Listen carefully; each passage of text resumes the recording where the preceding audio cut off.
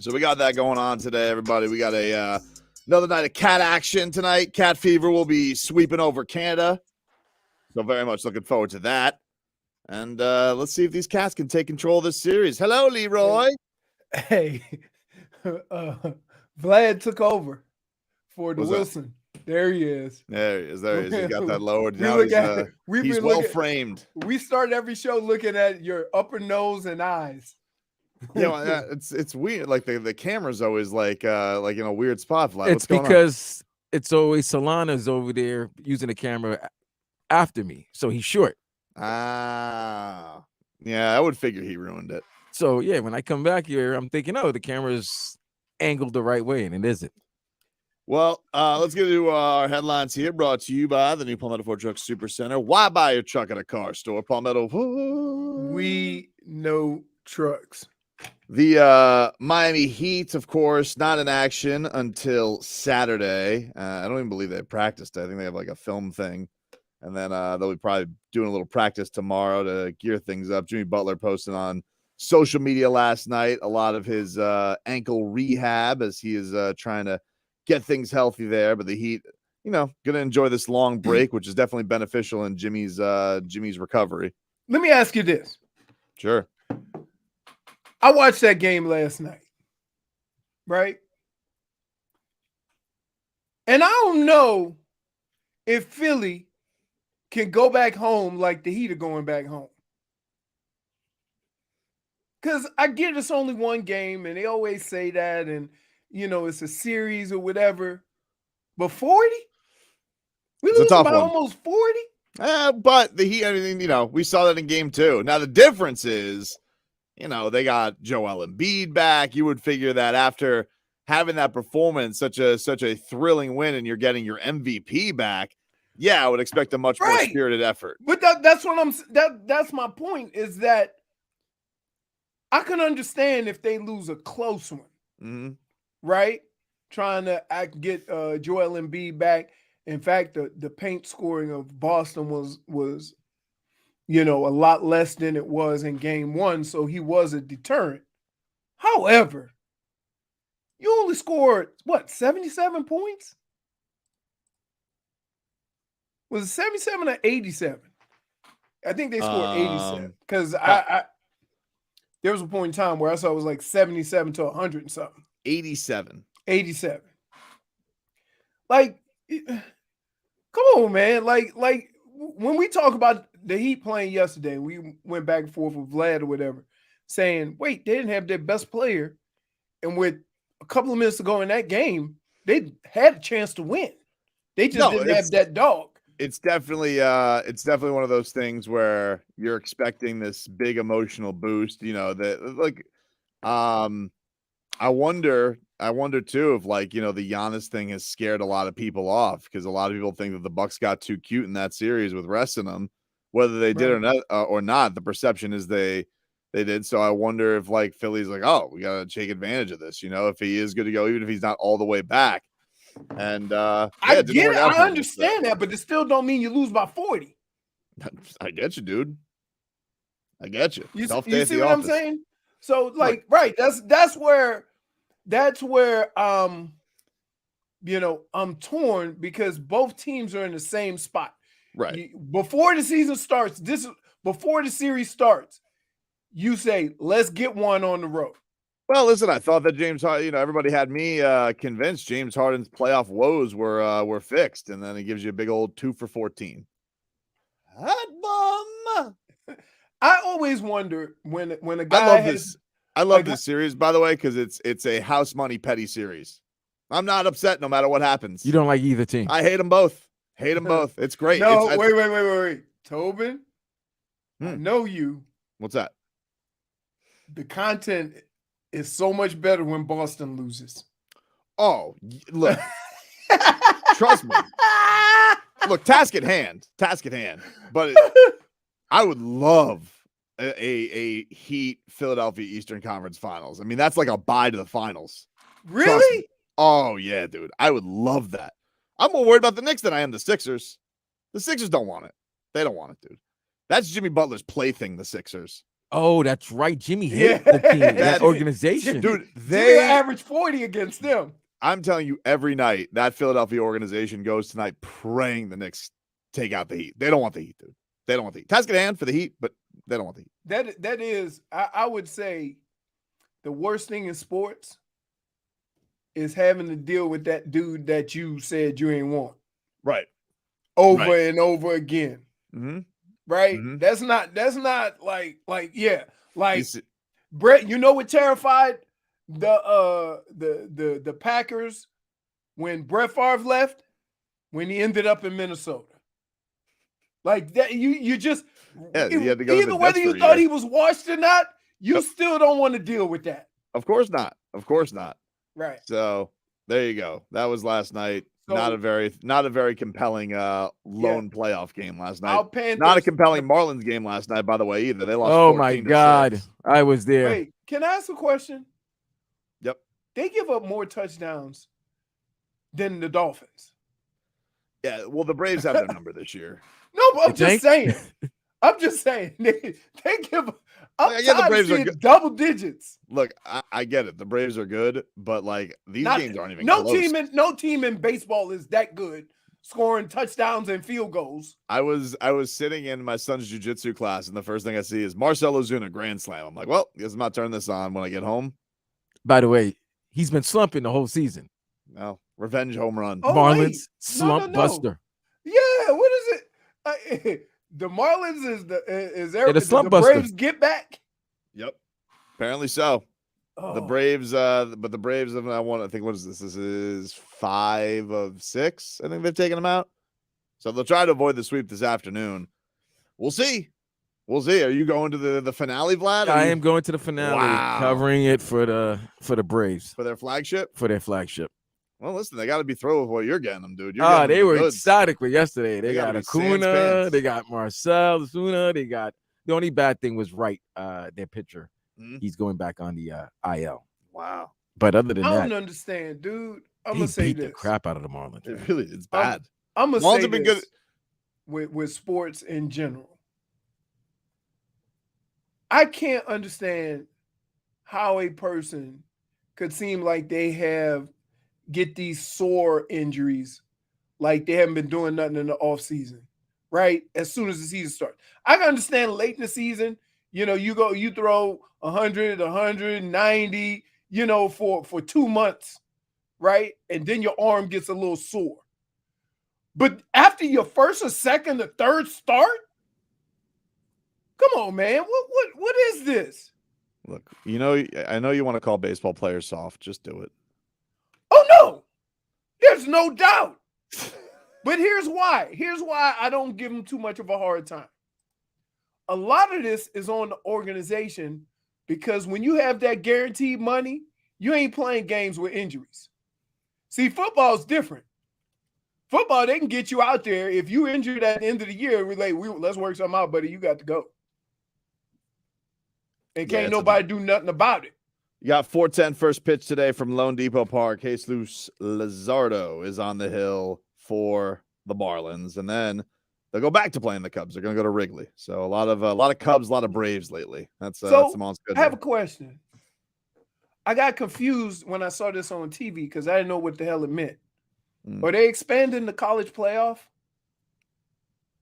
to 18? Yeah, I think I saw something about that. Yeah, right, because it's 24-20. Because they're doing the quarterfinals. So there's 8 teams. Yeah. Yep. Okay. Like I got confused. I'm like, wait. It seemed like there should be more hoopla about this, right? They just kind of snuck it on in there. Yeah, I mean it's a busy time. It's a busy time. I don't know. I don't know how many people are geeked up. And if it ain't happening next year, do we care? Is it happening next year? Because doesn't it start in 24, or does it start until after the 24 season? This year is the 23-24 season. Mm-hmm. It starts next year. So do we really care? Tell me when it's happening. I didn't care. I mean, you brought it up.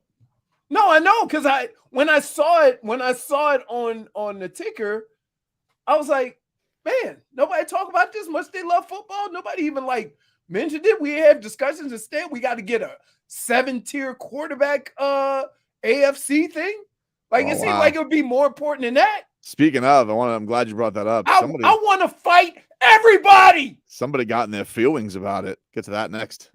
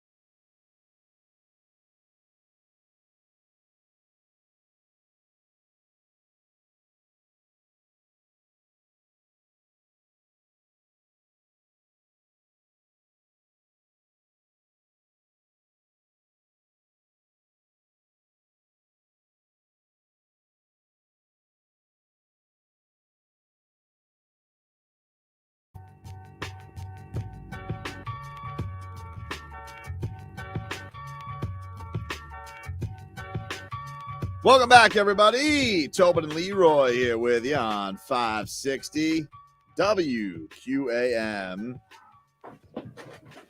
Take you up until 2 o'clock. I'm going to talk to our guy, Gilbert Burns, today. Gilbert's going to join the show. All right. He's back fighting, Leroy. Back fighting. I'm like, man, did we just talk to you? I know. He's getting back into the octagon less than a month after beating Jorge Masvidal. He'll be fighting this weekend. He is the co-main event, late replacement co-main event for UFC 288 this weekend. So question, do you think that matters that, like, if the fight was just like a Nate Diaz fight, then he wouldn't be able to take that fight, right? Like if it was a physical, kind of. I'm not following you. I'm saying in order to take a fight this quick, it matters how easily you got through the last fight. Oh, I see what you mean. Like the fact that he didn't take a lot of punishment because Jorge. Right, because if it was Nate Diaz can't take a fight this quick. Ask him. I don't know. Ask him like what, I mean, because the thing that's funny, I think the thing that's interesting about it is he was just recently at the spot where he told Dana White, either give me a title shot or release me because I don't know what else I got to do. Right. And then like a week later, he goes, never mind, I'll fight in 3 weeks. It's quite the 180. Right. And he's fighting Belal Muhammad, who is, I think they're like 4-5 in the rankings. So I forget who's who, but they're right there. And so whoever wins this one, I think is undoubtedly going to probably be next in line for the title. But neither was expecting the fight at this event. They were both, it was supposed to be Beneil Dariush versus Charles Oliveira. Oliveira got hurt. And so Gilbert Burns offered to step up. I think he wanted to fight Colby Covington, but Colby's apparently in line to fight for the title, which is what Gilbert thinks he deserves. And so instead, he's fighting Belal Muhammad, who nobody wants to fight. So there we're at. All right. So we'll talk to him in like an hour. Yeah. We like talking. I ask him. So this QB tier list. Come on, man. Made everybody furious yesterday. Listen, you know me. Y'all know me. I'm a person that is not easily affected by this because I think it's garbage, right? It is meant to do what this list has done, which is I want to fight everybody. Because here's the thing. We watch all these shows and all these talking heads. Yep. And they all come to the table with numbers. Mm-hmm. They all come to the table with their unique stat to make their point, right? What stat are they going to give to him when he led the league in most of them? Yeah. What stat can you give? How are you going to just overlook the stats that the dude actually has to put him where you did? Like, if anything, you say, listen, the numbers don't lie. I wouldn't have him this high, but I can't just deny him what he's done. Right? I can understand that argument. I can understand you not, necessarily, thinking that the talent doesn't match the numbers, but the numbers don't lie. If you guys know what we're talking about, Kyle Brandt, who is one of the hosts of Good Morning Football on NFL Network, which I think is a good show. I do like a lot of their content. Good morning to you too, Kyle. Kick rocks. Wow. I don't think they're like the rest of the carnival barkers like Florio and Cowherd and who's the other one? Oh, yeah, of course, the Hell Dweller, Chris Sims. But I got to be honest with you, Kyle Brandt can fire up a sauna because he can go to hell too, because this list is egregious. And I guess that's probably what the point of it is. But he makes this list of the QB tiers. Thank you, J-Fig. And if you guys can see the screenshot here, it's got Mahomes tops, obvious. Next, his tier is Burro and Josh Allen, who he does a show with every week. Then he's got Then he's got Aaron Rodgers, Lamar Jackson, and Justin Herbert, who's done nothing but throw up all over himself. But okay, his next tier. This is 7 tiers. The fourth tier. Hold on. Let me tell you something. Mm-hmm. I almost put my mouthpiece in my boxing gloves, because even if you don't think Tua should be that high, I'll be damned if I'm gonna let you put Russell Wilson Gare, when at the end of last year, everybody was saying they can't get rid of him, but I bet you they would. I think what Russell Wilson did was unforgivable last year. And what I mean by that is we were promised the best division in football of the AFC West. And they littered us with so much Broncos football on national television last year. And our nights were ruined. Our Mondays were ruined. Our Thursdays were ruined. Our Sunday nights were ruined. All because of Mr. Unlimited, who was quite limited. Somehow, Kyle Brandt feels like this should be rewarded by being in his fourth QB tier, which is alongside a guy who's played 4 meaningful football games in 3 years in Deshaun Watson. That's his fourth tier. Deshaun Watson, who's done nothing since, 2020? Like, what are we talking about here? Then he somehow has decided Jimmy Garoppolo, who nobody wants, he landed on last legs with the Las Vegas Raiders. He stands alone. That's crazy. In the 5th tier, which is already a bum tier because you're below Russell Wilson. But I guess just based on looks, because he's handsome. I don't know what he's there. He's got his own tier. I mean, he does. Russell does have Ciara, so he does. Oh, no, listen, good for him. That's a tier for itself. Then the 6th. I would have been okay if they would have put her picture up. The 6th tier is Kenny Pickett. How? Mac Jones. Why? Who his own team doesn't even want. Tua. And Trevor Lawrence. Well, both Tua and Trevor Lawrence should be higher. Yes. Absolutely higher than Jimmy G. I can tell you, and I'm gonna tell you. Then he's got the rookies, the bottom tier. I'm gonna tell you as a Browns fan, if you took Trevor Lawrence and Tua and swapped them with Russell Wilson and Deshaun Watson, you would have less of an argument. Simply because it's not that Deshaun Watson isn't talented. He hasn't played football. And you're going to give a guy a higher tier that hasn't played real meaningful football in 3 years? Damn you, Kyle Brandt. Why are you getting offended by a reality TV? I don't know. He just got me. He's a bastard. That's how. Don't let him. I think a couple things got me. I get mad at Tobin for this has you heated. For going here, right? And I just happened to be watching TV, and I was watching, and I'm like, okay, let's see where they got Tua. Number 1 in this, number 1 in that, number 1 is this. And I'm like, are they doing the NFC? Because I'm on tier 6, and they haven't mentioned Tua yet. Listen, the entire NFC is just in tier 8. Right. All of it, except for Jalen Hurts. Everybody else. So here's the interesting thing. Did they put Aaron Rodgers on that list? Yeah, yep. He's 3rd. He is in the 3rd tier below Butler and Josh Allen, but with Lamar Jackson and Justin Herbert. I would say this. Based on what I saw last year, just last year, Josh Allen better start throwing from the pocket, or else I can't take him serious. Right? He could be a moose. You can't be a moose forever. I just think the thing, I get it. But the thing that just is the most offensive about it is Tua being below Russell Wilson and Trevor Lawrence being below Russell Wilson, being below Jimmy Garoppolo. I think these things are insane. So, Tua, haven't heard anything from him on this. I doubt we will. Trevor Lawrence is not happy. A word? Trevor Lawrence has posted on social media. He has responded. And he has said, the game isn't played on paper. Not happy, dude. He's salty. He is salty.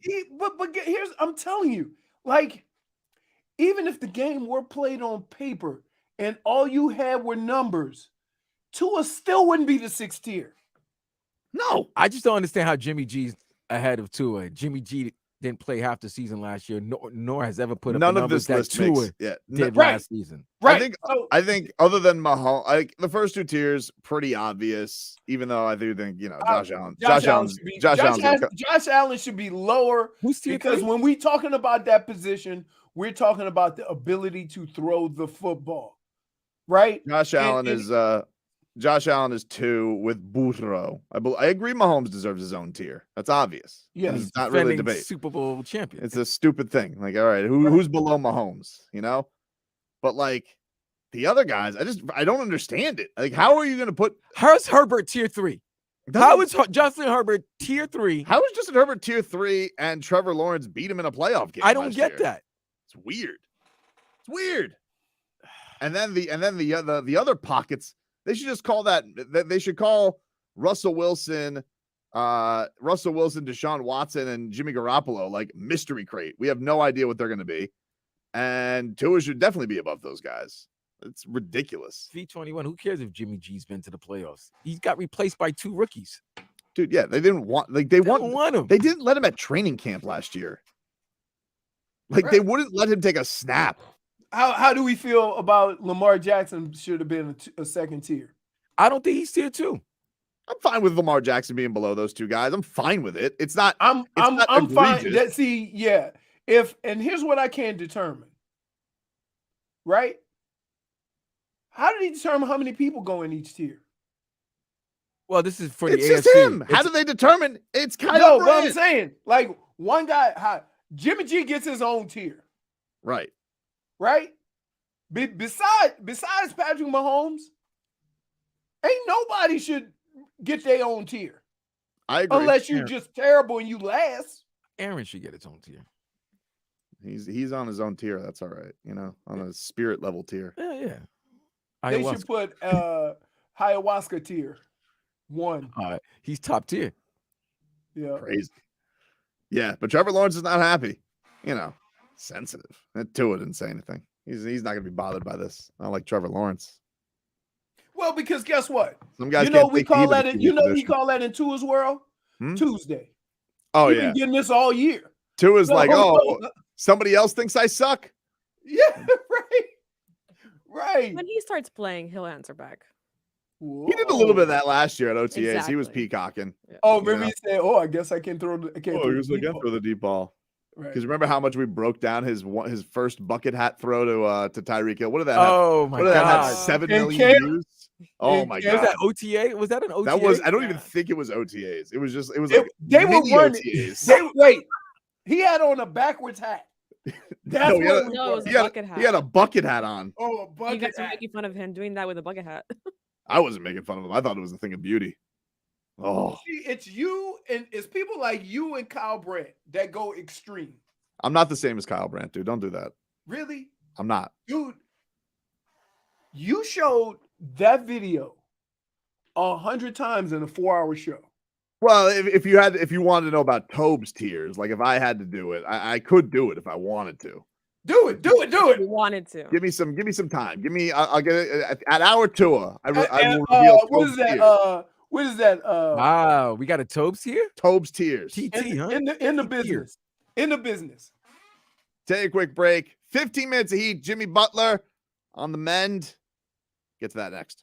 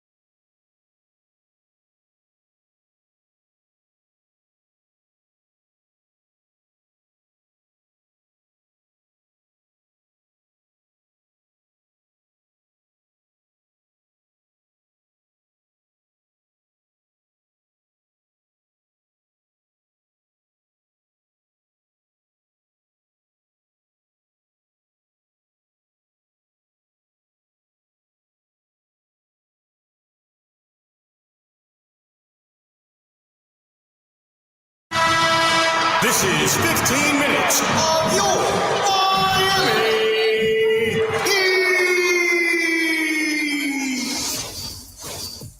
15 minutes Heat here for you on 560 WQAM. Take you up until 2 o'clock. Heat off until Saturday afternoon. Looking forward to it though. Be boots on the ground for that. I hate once you get to playoffs. I hate when they have a whole bunch of days. They got 2 days. It's a long time, dude. They got 2 days. Didn't they get 2 days twice in the last series? Sounds right. Are you okay, Leroy? Why? You feel like you have so much rage in you today. I think it was the playoff. I think it was the college football playoff that really got to him. Wow. That's right. You keep saying things about hate. Nah. I want to punch somebody. I've been up since 4:30. Oh, you always argue. are. But you're No, not normally. No, I don't get up that early, but you got running around, and then yeah. So you didn't get your normal rest, your normal No, I do. Leroy, I do. procedure. I don't. If I sleep too long, I get up and my body hurts. So when I get a good night's sleep, I'm like, oh man, I feel great going to sleep this early, but I'm gonna be hurting in the morning. So now you're hurting? No, not really, because I didn't sleep. I slept. I got my normal 4 or 5 hours. Tobin, tell us who's hurting with the Heat right now. So Jimmy Buckets is on the mend. He did post on social media last night, if JFA could bring these up, a lot of photos of himself at the Heat facility doing some rehab. He was doing some work. He was in the cold tub, hot tub, it looked like. His foot looked fine to me. Looks good to me. But I think it's always interesting with Jimmy's social media what he decides to post. I think he's got the best Instagram in sports because it's always like it's just the same routine. But usually, if he's not playing, he's usually getting his workouts in with the getting to the gym late. So he has not shown that. Yesterday, we just got to look into to practice. I guess we'll get an idea if he practices tomorrow. I think that'll be an interesting thing because for the Heat, I think they're just going to do film today, maybe do a little workouts, get everybody right. But he is, he's giving everybody a little looky-loo, Leroy. I don't know what that is. Leroy has not looked at once. He's not looked at once. He's been No. Here, let me tell you what that is. I don't care about Jimmy's health. So basically, they take. We go to you for the answers. You're our doctor. When you hurt an ankle, right? The whole part of the healing process that you have to get through is range of motion. Okay. And so they put you on these boards to kind of get the range of motion. Then they'll put you on the board and have you stand up. So kind of balance on it. So they can just get an idea of where you are. Right. So he could be walking around and everything could be great. They put him on the board, his range of motion could be good. And then they put him on the one board where he has to see how they're holding him up, where he's just basically on that 1 foot. And that'll be an indication of where they are as far as strength. Then they go through some exercise. They do some other stuff. They step it up a notch and then ice and stem and do it all again, maybe either later on that day or the next day, depending on what the routine is. I thought he was the foot was swollen like a baseball after game one. But that's what they said. That doesn't look like no swollen ankle. That was baseball. Man, who you listening to? Reporters that were in the locker room. Okay. New York media, though. I mean, they can be a bit of they can overhype. As opposed to hold up. So as opposed to their fat ass ankles.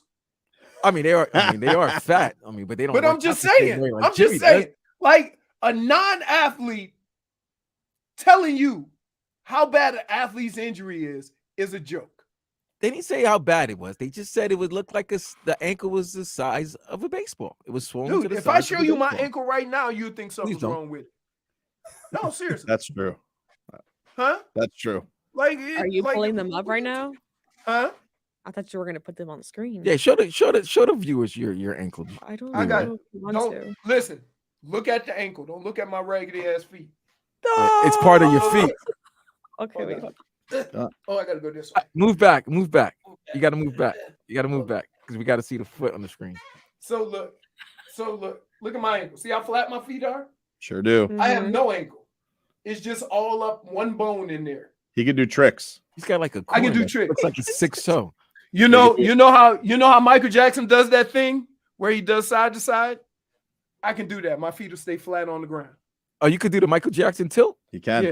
It's very impressive. Wow. Very impressive. But you know what? You're doing Guess what? We'll play Michael Jackson. It's a running back thing. When you go watch a running back cut, right? When you watch a running back cut, a guy who's pretty good with it, that can cut and has, good lateral movement, the bottom of his feet never.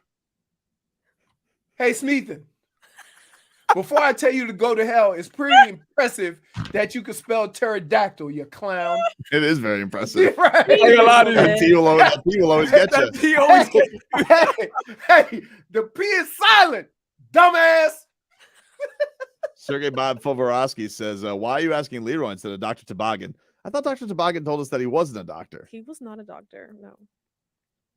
Look, we just falling for anything. Not really sure, but Captain Cook says, Leroy, Leroy, people hey. pay for that. Save those dogs for the paying customer. Hey, say pig. Hey, they say his pig is pointing in a different direction. Let me tell you something. I started playing football when I was like 10 or 11 years old. I stopped playing when I was 33. So for all them years, I was jamming my toes up in some tight ass shoes. What you think they're gonna look like? Your feet look like your thumbs, man. They like going opposite directions. Hey, dude, I knew when I had bad. I never cared about bad feet because I was always one of these people. If you get through all of this 6 foot of deliciousness just to comment on my feet, it ain't meant to be anyway, right?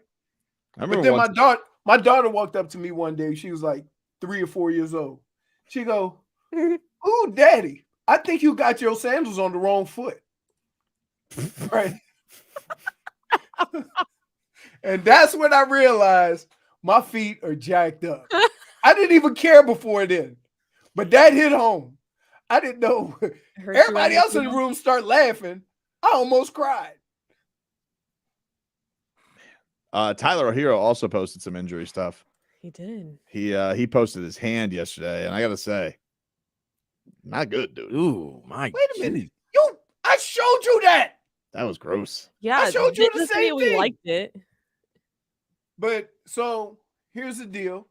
They did the surgery. They probably trimmed it. Did they have to put a screw in there or anything? Leroy, I wasn't on the operating table. I don't know. Well, you showing it like we supposed to know what's next. He posted it yesterday. He posted, what was his caption, JV? Wasn't it like surviving? It was, he put like Surviving, a montage yes. of pictures yesterday. Surviving? Yeah. He didn't get shot. He just broke his finger. What's upset. wrong with him? He's sad. He's out on the Hey. party. I feel bad for Tyler Hey. Herro. Vlad, we treat everything in life like it's Katrina, right? Everybody do that. I say, man, they say, how you feeling? People ask me how I'm feeling. I say, I got up this morning. Everybody can't say that.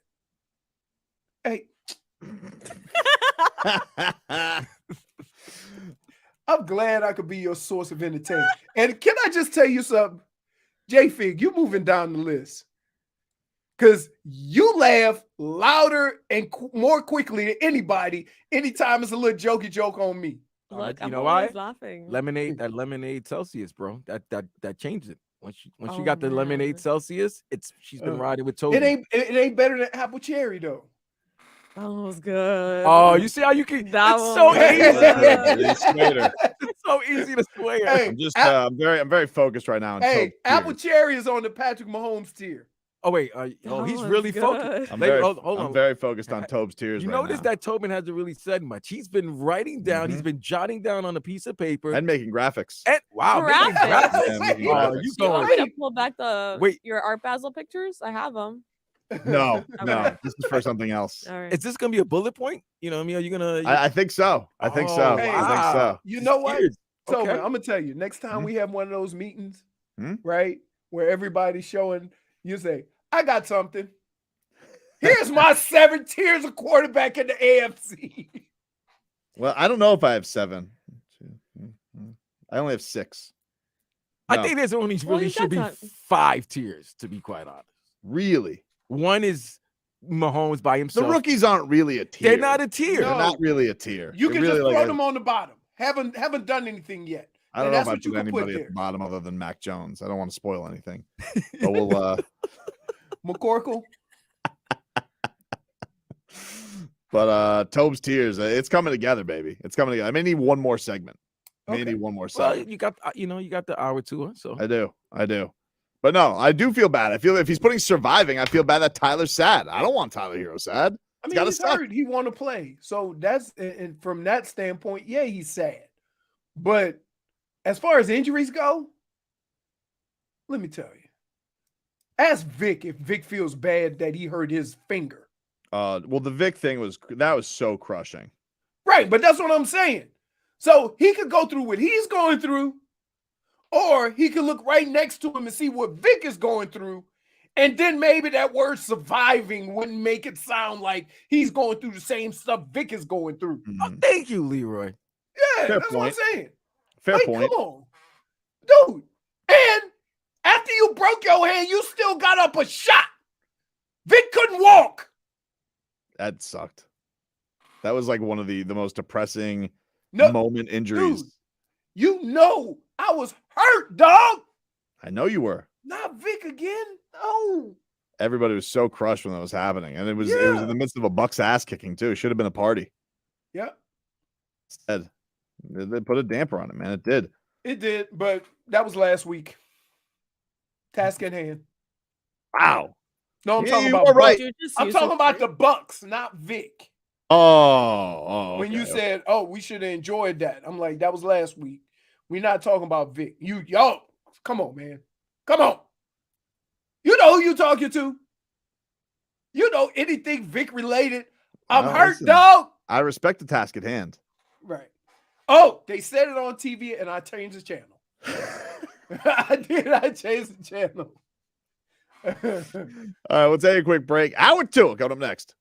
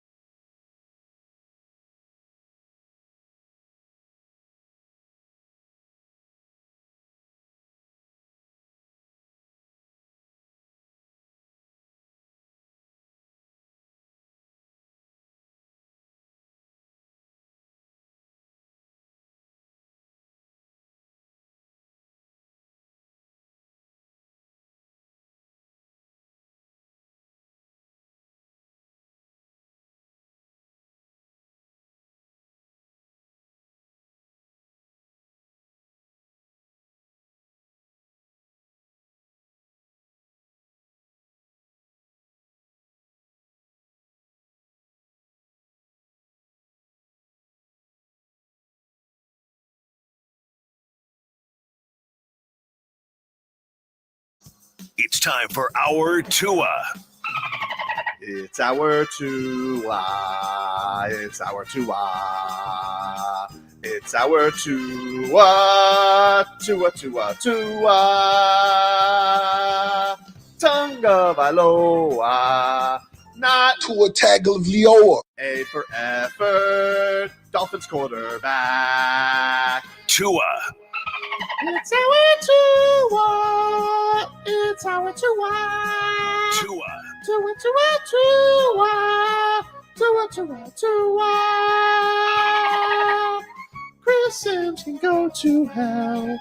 Tua Tagovailoa. Dolphins quarterback.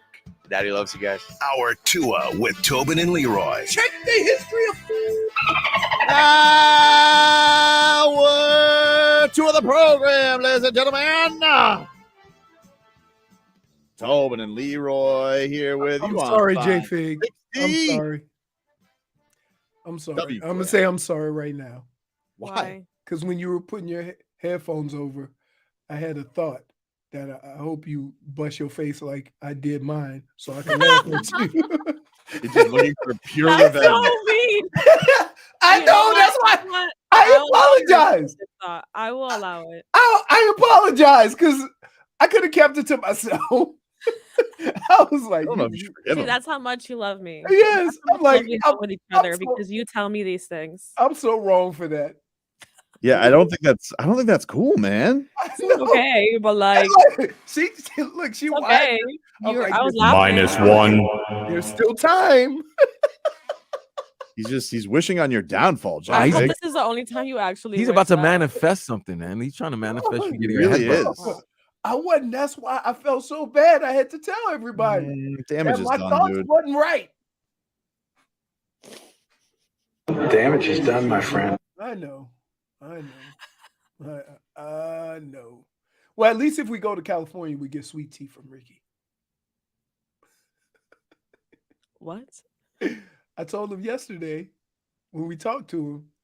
Oh, Ricky, yes. Oh, Ricky Ricky, Williams. He wanted yeah. sweet tea from Oh, Ricky. Bro, Yeah. Ricky Williams So was confused. Ricky Williams was a vibe yesterday. He was. He was just I was more relaxed listening to Ricky Williams than like listening to like oceanic sounds while I sleep. Hey, you can be relaxed all the time. Did he Sounds- did, sounds- I wanted to. did he refer to something as the weed fairy at one point? Yes. Yes. Yes. Like, The weed fairy saved him. yeah. The weed fairy. I really And wanted to see the D-Wade view as that well. he had. And D-Wade. Yeah, I know. That's Was a he dry snitching when he said that? no, D-Wade is definitely smoking more weed. Like, he puts it on. I think he has like a I don't he know had if a he has, 420 party. The I other don't know if day. he has a company or what, but yeah, he's in Cali. Well, he like- had said that they had spoken about it more Yeah. publicly. So Yeah, he had not a really. force- Listen, if you're gonna go into the weed business, if you're not gonna talk to Ricky Williams, seems like a mistake. Oh, there's a lot of athletes you could talk to. Al Harrington, Ricky Williams. Yeah, there's a lot of athletes are into the weed growing business. So Definitely. good for Ricky. Good for Ricky, man. He definitely looked like he just waked them bait. Like he looked like he just woke Oh, up, Yeah. went to the chair, had his tea next to him, and then Tell lit you one what, up. though, got that good audio quality out there, and whatever woods he was in. Oh yeah. Oh, that Mhm. sounded good. He sounded crisp. It was fantastic. Let's get to some headlines here. Brought to you by the new Palmetto Ford Truck Supercenter. Why buy your truck at a car store? Palmetto Ford. We know trucks. See that? Ford. Mhm. What am I to do with this? Put This it on Josh the Hart grill, admits- saute it. No. This Josh Hart. What about Josh Hart? He admits his crimes. Oh, he didn't. He did. Dude, he admitted it. He knew it. He What? snitched on the Knicks.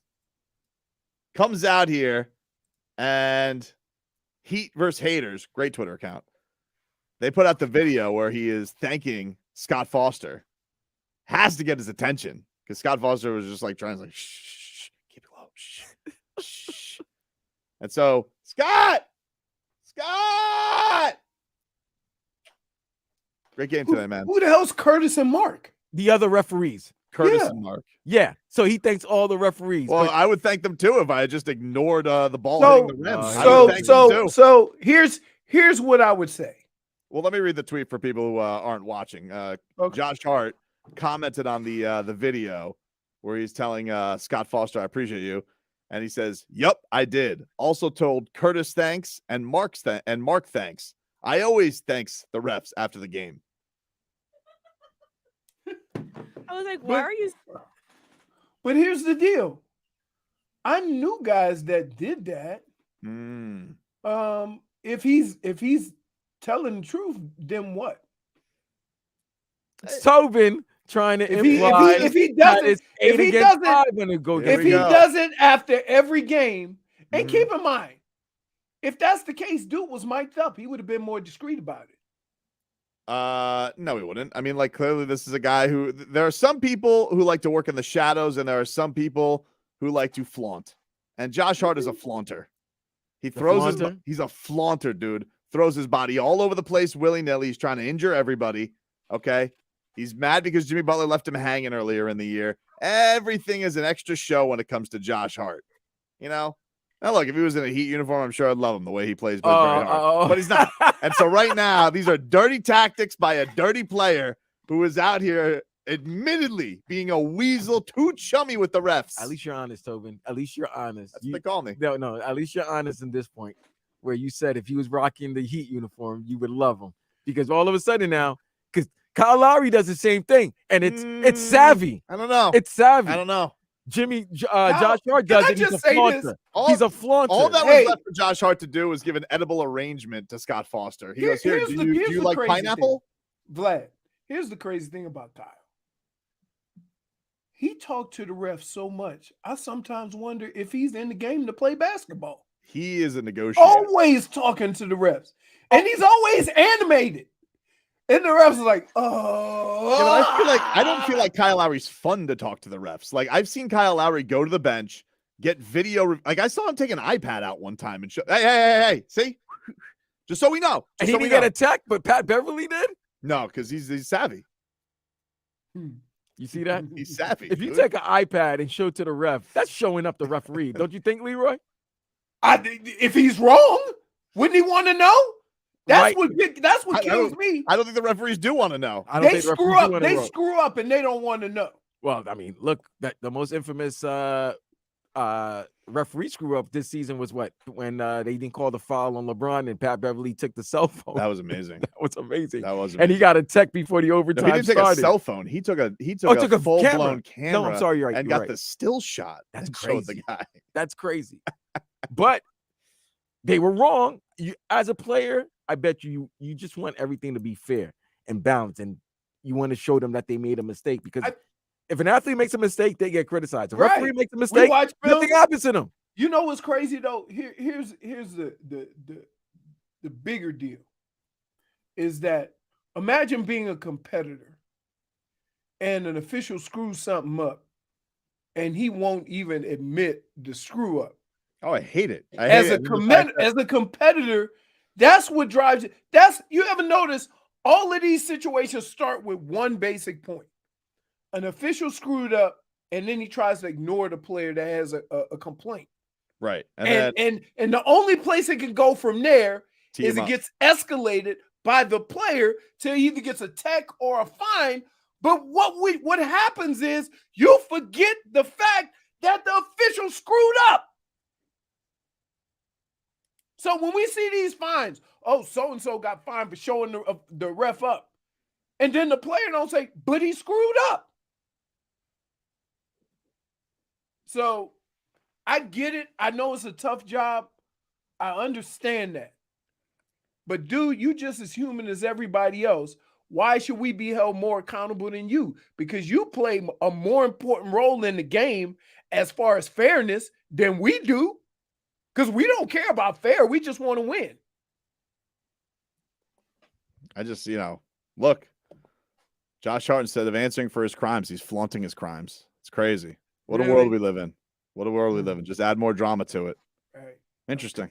All right. I love it. I know. You know what? I accept this. It's 2 more days until this game is. We need something, right? No, I'm just like, listen, if he's proud of it, if he's proud of that, okay. You know what? Good for him. He got away with it. He's just letting you know he always thanks. Can I just tell you something? Why? Josh Hart. I have always been proud and have bragged about getting away with something on the football field. Right?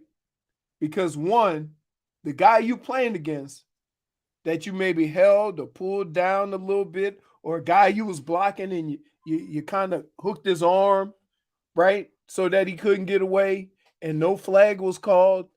Oh, you revel in it. Haha, gotcha. Because you want him to get mad. Just like, little, I think you know what it is? A little discretion, I think would be nice. Hey, It can lacks class. can I say this? What? I hate to do this. Hmm? I really don't. You said 24 hours.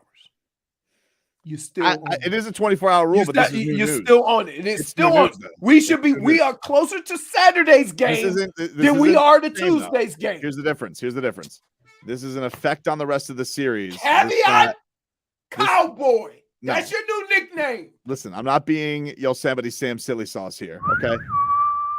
I'm just saying he's out here blatantly flaunting his crimes, and I just think it should be pointed out. He's not flaunting. He's flaunting, dude. No, he's not. He's responding. responding. So he always thanks the officials. Okay. Always. Josh Hart's been in the league for a while. Was he 6 years in the league? 7 years in the league? 7, yeah. First time we've seen it? Yeah, because it's you. First time we've seen it? Well, yeah, because it's the first time. He found a need to comment on it. No. He responded. Thank you, Leroy. He responded. Well, He versus the haters. No. Is the one that commented. The reason he comments on it is because it's because he's feeling the heat of it. No, he feels guilty. He knows they got away. There's no guilt. He feels no guilt. He feels guilty. Oh my god. I'm gonna be watching that. Let me tell you something right now, dude. I'm gonna be boots on the ground for these next 2 games. As soon as I don't care what. I mean, the Heat are gonna smoke him, but I'm going right because I want to know if he thanks him after losses. I'll watch. I want to see a whole thread on Twitter. I'll watch, dude. Thanking refs. I want to see Josh Hart. I want him to go up there. I want him to thank whoever the officials are, whether it's Tony Brothers, whether it's Ed Malloy, whoever the hell it is. I mean, nobody wants to thank Ed Malloy, let's be honest. But like whoever the hell it is, I'm watching you, Josh Hart. Boots on the ground. All right. The peepers, they're going to be right on you, dude. You better thank. You better thank whoever the hell the referee is. That's boots on the ground. That's boots on the ground. Look at his boots. They're on the ground. Look at his face. Did you eat mangoes? No, I just ate. He rubbed some mango juice on his face, right? I'm like, wow, you're red, bro. It's just to get it. Take a quick break. Tob's tears. Next. Oh.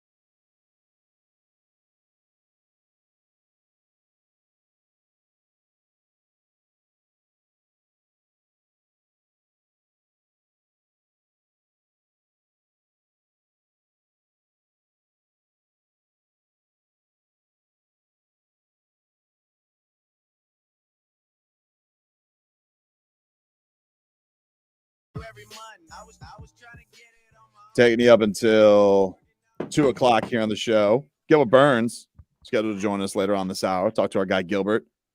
I want to see if I can get Gilbert Burns. What do you think about this, Leroy? Nicest man in sports, right? Yo, yeah.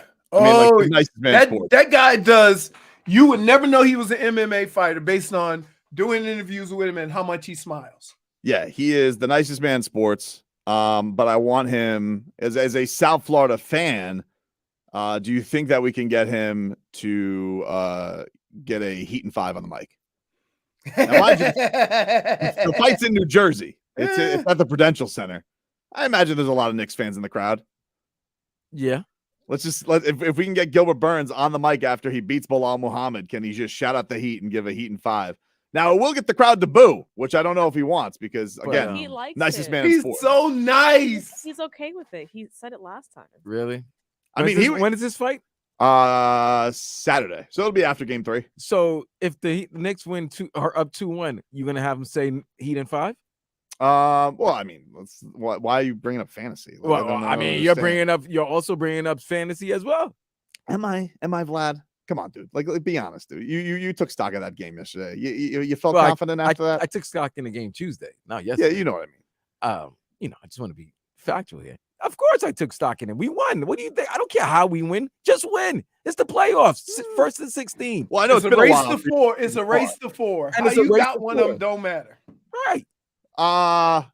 Well, I mean, it wouldn't matter if Jimmy Butler wasn't coming back. I mean, I would understand that It logic. would also matter if you get your star back and then you lose by 40. That was weird. Yesterday. Oh, you're talking about Philly and Boston. I'm just Yeah. saying, if After Jimmy the come guy back, win the MVP. and wait, if Jimmy come back and the Heat lose by 40, I'm rats off a ship. Wow. I am. Well, you were never on the ship to begin with, so not What surprising. are you talking about? Well, you Because were- I you keep it didn't think- real? No, because you didn't think they were going to beat the Bucks. You had no faith. You had no faith. Can I just say this?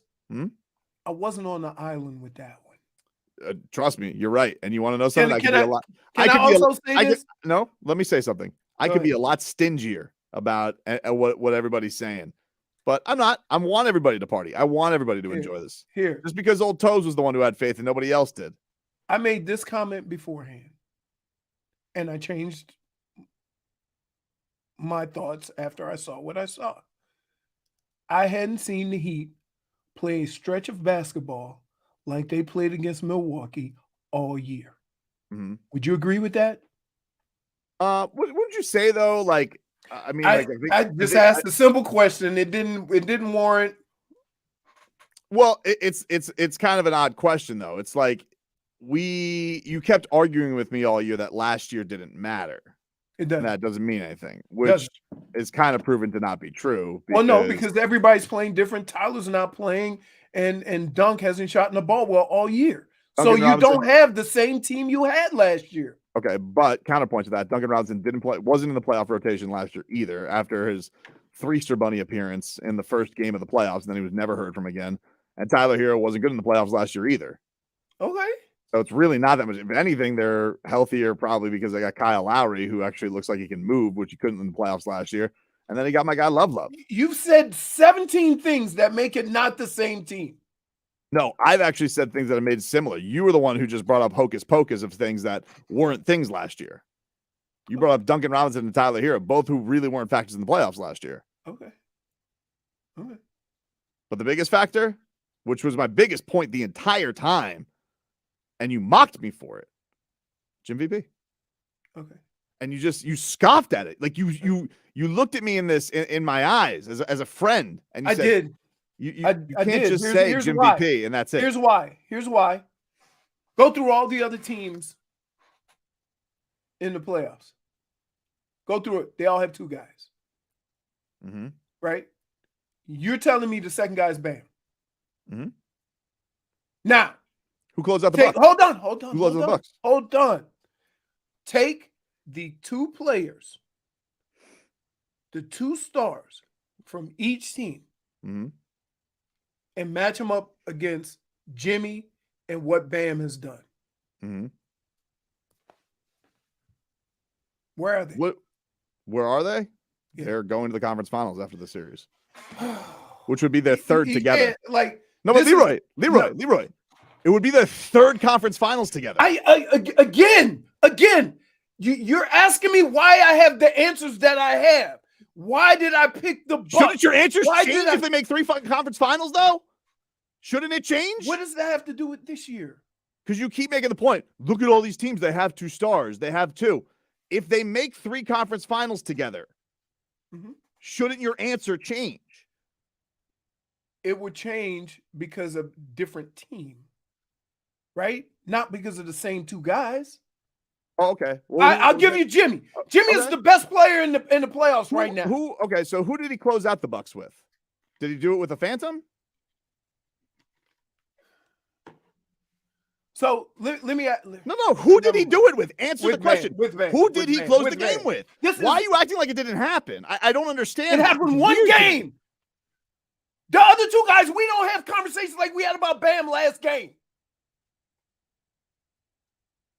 What other 2 guys?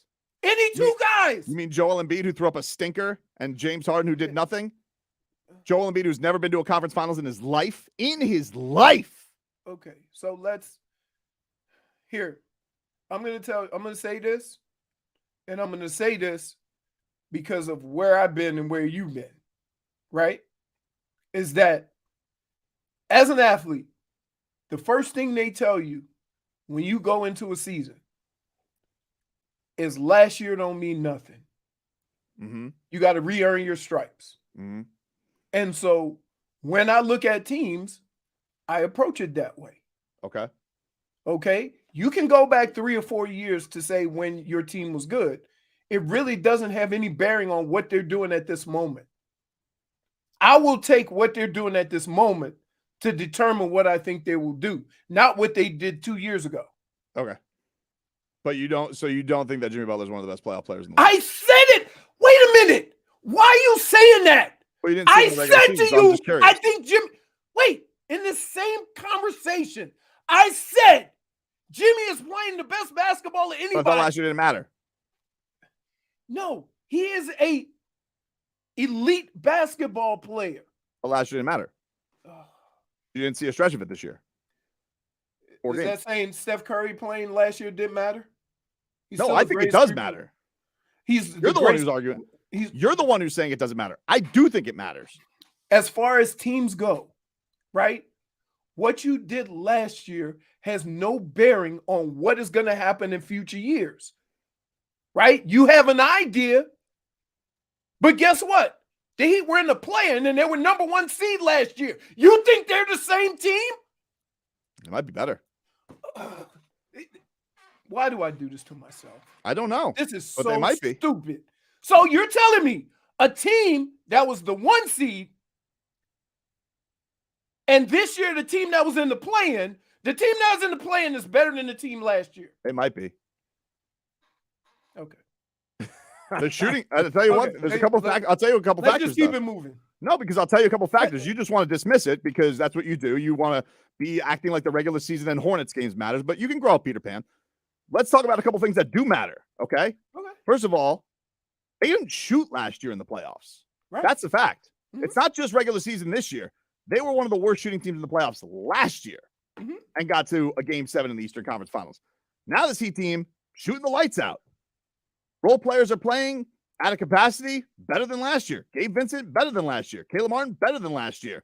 Max Strus, better than last year. Agreed. Your top role guy off the bench, Kyle Lowry, better than last year because he couldn't do anything in the playoffs last year. Correct. Kevin Love, bringing his savvy and his outlet passes, which I've always loved. So if your argument is Bam is worse, okay. I mean, we can hear that out. They've lost 2 playoff games, and he had a stinker last game. Do you understand that everything you're saying is making my point for you? It's really not. And I'm saying, hold on, let me finish. They're not. And better what than I'm last saying year. is But your that entire point was better than last year. last year's team has no bearing on what this team will do this year. You just asked, were they better last year or this year? You think bar none they're better last year. Give me your reason. They were the number 1 seed. What does the regular season have to do with it, man? I'm asking at this point last year. Because when they're taking on the... Give me the reason. What? Why it doesn't... because they won like 15 more games last year.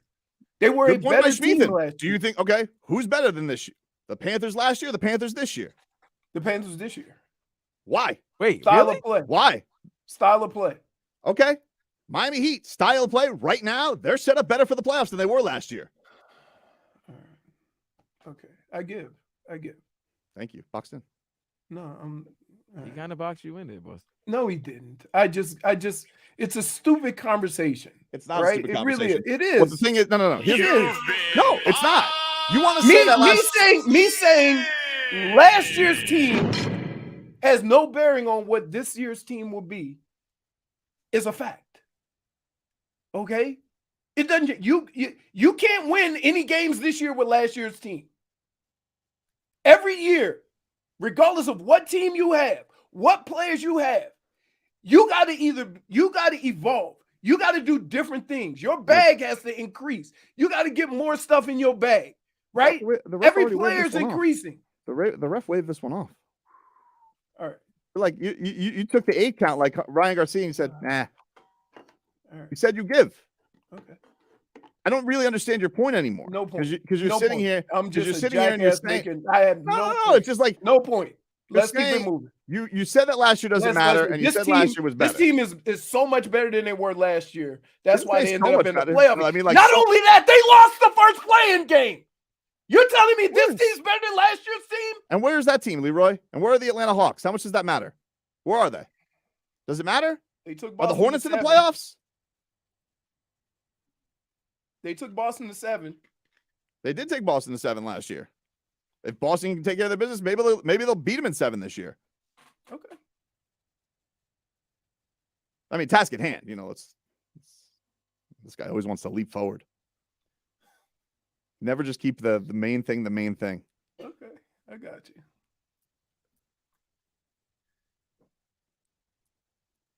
you. I love the inner fighting between two Heat fans. Well, he's not really, you know. Oh, he's called. You see that, Tobin? You see that, Leroy? He's calling you out. He's calling you a fraud. He says I'm not a Heat fan because I don't go all in like he does. Yeah. Okay. I mean, but I just think that because it's like, am I a bad Heat fan because I thought the Bucks were better? Leroy, at one point. No. No. Am I a bad Heat fan because what we do every day, right, is we predict what we think is going to happen, right? But, based on the information we have. No, but I think it would be nice if every once in a while, when I did nail something, you give me props instead of just saying you got lucky. You were a blind Heat fan. Because my reason was better. So you had more. Hey, listen, you had more reasons. My reason was better. So let me ask you this. So you picking Heat in 5, which you've done for the last 7 years. Okay. No, I picked Heat in 6. I regret that. I should have picked Heat in 5 last series. So Heat in 6. Mm-hmm. You're telling me, right, that was based on what? Jimmy P. Okay. And so that one guy is gonna, with no other help. I mean, he has been getting help. But you asked me what my biggest reason was going into that series, and it was Jimmy Butler. He scored 56 points. No, he scored more than 90 points in 2 games. We're not arguing about Jimmy You're right. Butler. It's a silly argument to have because I was right. Okay, you're right. Do you can I ask you a question? Sure. Do you make this much of a deal when you were absolutely wrong? Sure. No, you don't. Hasn't no, happened you in a while, don't. though. You wait. You know what you say? Not a true loss. The official screwed us. You go into your bag of excuses. Well, I said out of the gate, I thought that the series was going to be in 5, and I thought that they would split the first couple of games. So I haven't been wrong yet. So I don't know. I've been more right in this playoffs than I've been in any playoffs, other than the one where I picked them to go to the finals 2 years ago. Okay. So I've been pretty right. I mean, like, you could say that I'm blind and all that stuff, and that's fine. But I've only been wrong once in the last 4 years. Really wrong about the Heat. Really wrong about the Heat. Okay. And that's when they got swept by the Bucks. But every other year since Jimmy's been here, I've been pretty on. Okay. And you've argued with me, and you've had the same argument with me time and time again. And I just wish, like Tommy Hitt would say, you would stop the quibbling and I wish you would be more like me and just let it go. Like, let's have some fun, baby. Here. We can put this to bed right now. That ain't never happening. and I almost cussed. Well, I don't understand just tell why. you right now. Why do you, no. You like to live, but here's the thing. Sometimes in sports, you can't just agree that we're watching something great and greatness is taking over and you didn't see it coming. That's why I love sports. Okay. So why won't you let yourself loose a little bit, baby? What do you mean? Let it go. I don't understand what you mean. Like, because you're more worried about boxing me in than enjoying the ride. No. I can honestly say that when I was wrong with the Bucks, I said, "Wow, they played a stretch of basketball I haven't seen all year." I was wrong. I said it. But you didn't say Tobin was right. So I didn't. Oh my. We better go to break. For Tobin! Gilbert Burns joins us next.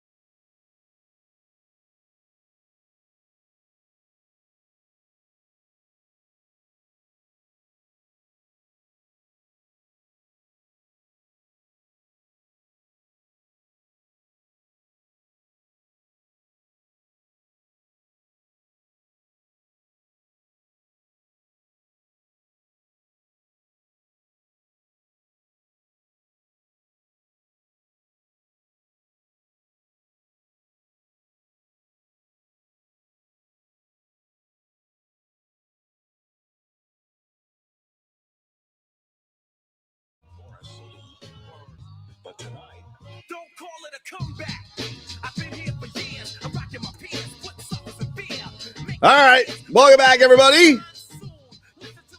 Tobin and Leroy here with you on 560 WQAM. Take you up until 2 o'clock here on the show. Gilbert Burns going to join us momentarily. We'll talk some UFC 288 with Gilbert. Friend of the show. Good friend of the show. Yep. Are you going to ask him some chokeholds that you could put on me? I can't get my arms around that neck. It's all sitting right up on your shoulders. Like Gru. I mean, I do get that a lot, that I do look like You Gru. look like Gru. Sorry. I can't deny that. Can't deny that. No, I don't think people think I want to choke the crap out of you, but no. I'm too adorable. No, that's not it. No, I think it is.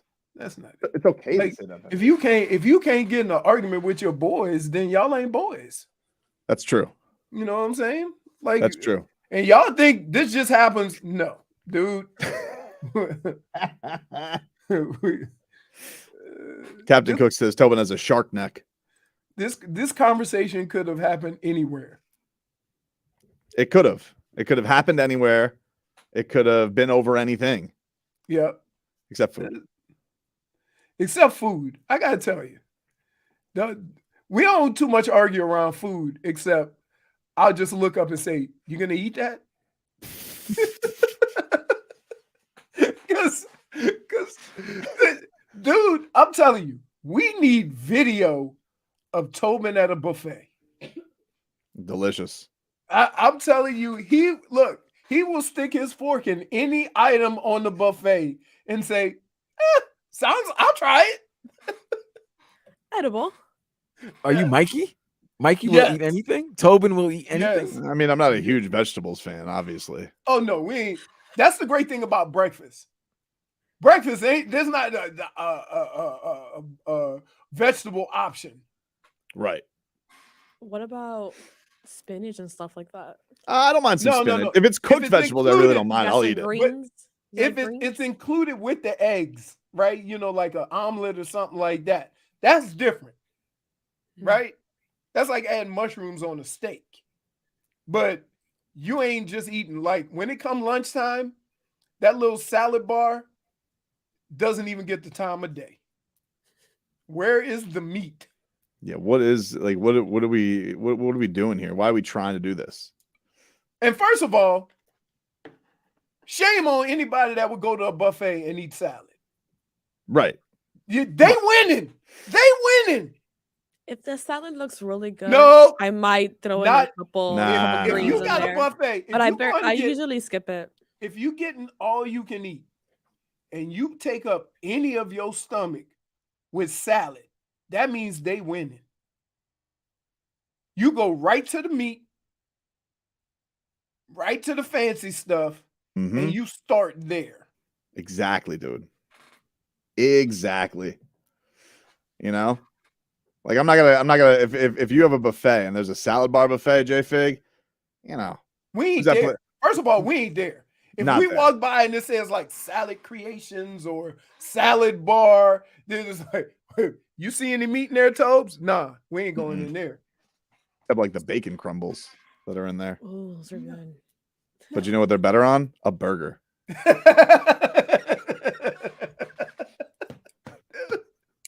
Bacon crumbles on a like. Why are you even having the salad at that point? Right. I What's don't really the point? understand. Trying to camouflage the salad. That's like when we With went meat. to eat, when we went to the meat place, right? First of all, you can't see. It's meat happy hour, Vlad, in Vegas. Meat happy hour is Pause, Wendy. delicious, right? So we go in there and they say, yeah, anybody want a salad? Salad? Yeah, Sexy Sauce is asking, well, why do you always grill squash on Instagram Live? That's a Mrs. Tobin thing. She's like, oh, I'm like, hey, what are we making today? Steaks, burgers. Yeah, what are we having on the side? Hey, Side? I hey, don't want to have side. No, I just want to have meat. I just That's got it. I just got a text from a random person. Hmm? Eat more greens and vegetables. And I'm gonna say to you, That's from Solana. no, Oh, Bernie Kosar. really? Yes. Wow. Bernie's listening to us? And I'm going to say this to you, Bern. My boy, you know I'm a ride or die. It's like you don't even know me. Salad. Bernie's crushing some salad. And I figured when we go out to eat, he will get the nice, dinner salad and all that. I'm like, so you like cold salad?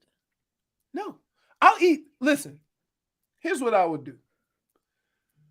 During the course of a week, I might throw like a bunch of chicken breasts on the grill, right? And we eat it throughout the week. I'll make a nice sandwich with it one day, lettuce, tomato, bacon, cheese, that works, right? And then when it gets to the last little bits of the chicken, I'll chop them up and throw it on the salad, right? But it's because I can't figure out nothing else to do with it, right? But I'm not cooking all that grilled chicken and saying, all I'm going to eat this with is salad. Salad. Do I look like a salad eater?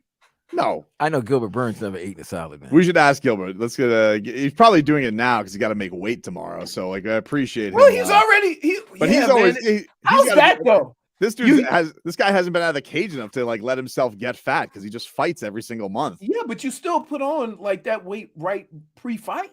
Let's get him on. Let's go and talk to the man who is going to this guy is. We just talked to him. Just talked to him. He's just in the cage at UFC 287. Go to the Toyota of Hollywood guest line. Shop hundreds of Toyotas indoors in one of America's largest showrooms at Toyota of Hollywood on 441 between Hollywood and Sheridan. Gilbert Burns joining us here yet again on the show. He is taking on Belal Muhammad, co-main event of UFC 280. This man's the hero. He saved the event. He's like, I'm coming in last minute and I'll fight. Give me whoever you want. Gilbert, thanks for the time, man. How are you?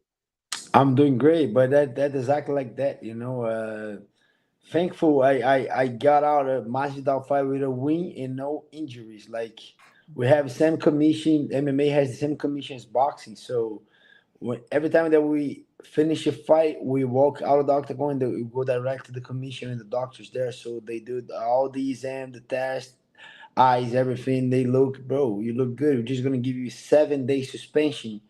And that means I could fight real quick again. So I stay in shape.